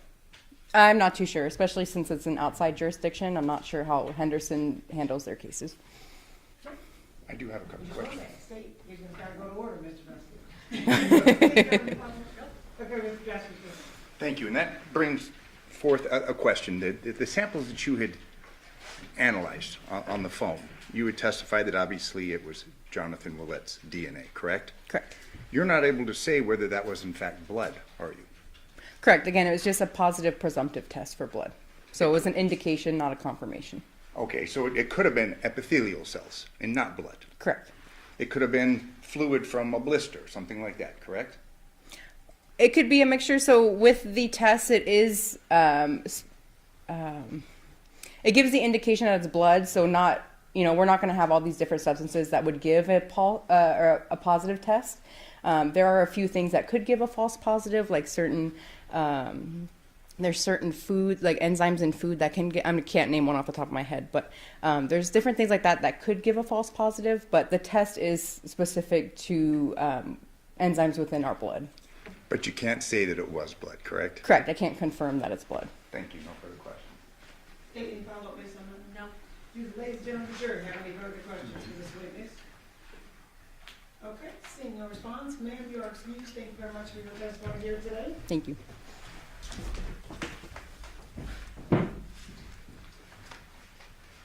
Okay, ladies and gentlemen, at this point we are going to take our night recess. During this recess, you must not discuss or communicate with anyone, including fellow jurors, in any way regarding this case or its merits. Either by voice, phone, email, text, internet, or other means of communication or social media. You must not read, watch, listen to news or media accounts or content about the case. You must not do any research, such as consulting dictionaries, using the internet, or using reference materials. You must not make an investigation, test the theory of the case, recreate any aspect of the case, or in any other way investigate or learn about the case on your own. And you must not form or express any opinion regarding this case unless responsible to you. Ladies and gentlemen, we will be at recess till tomorrow at 11 a.m. All rise for the jury.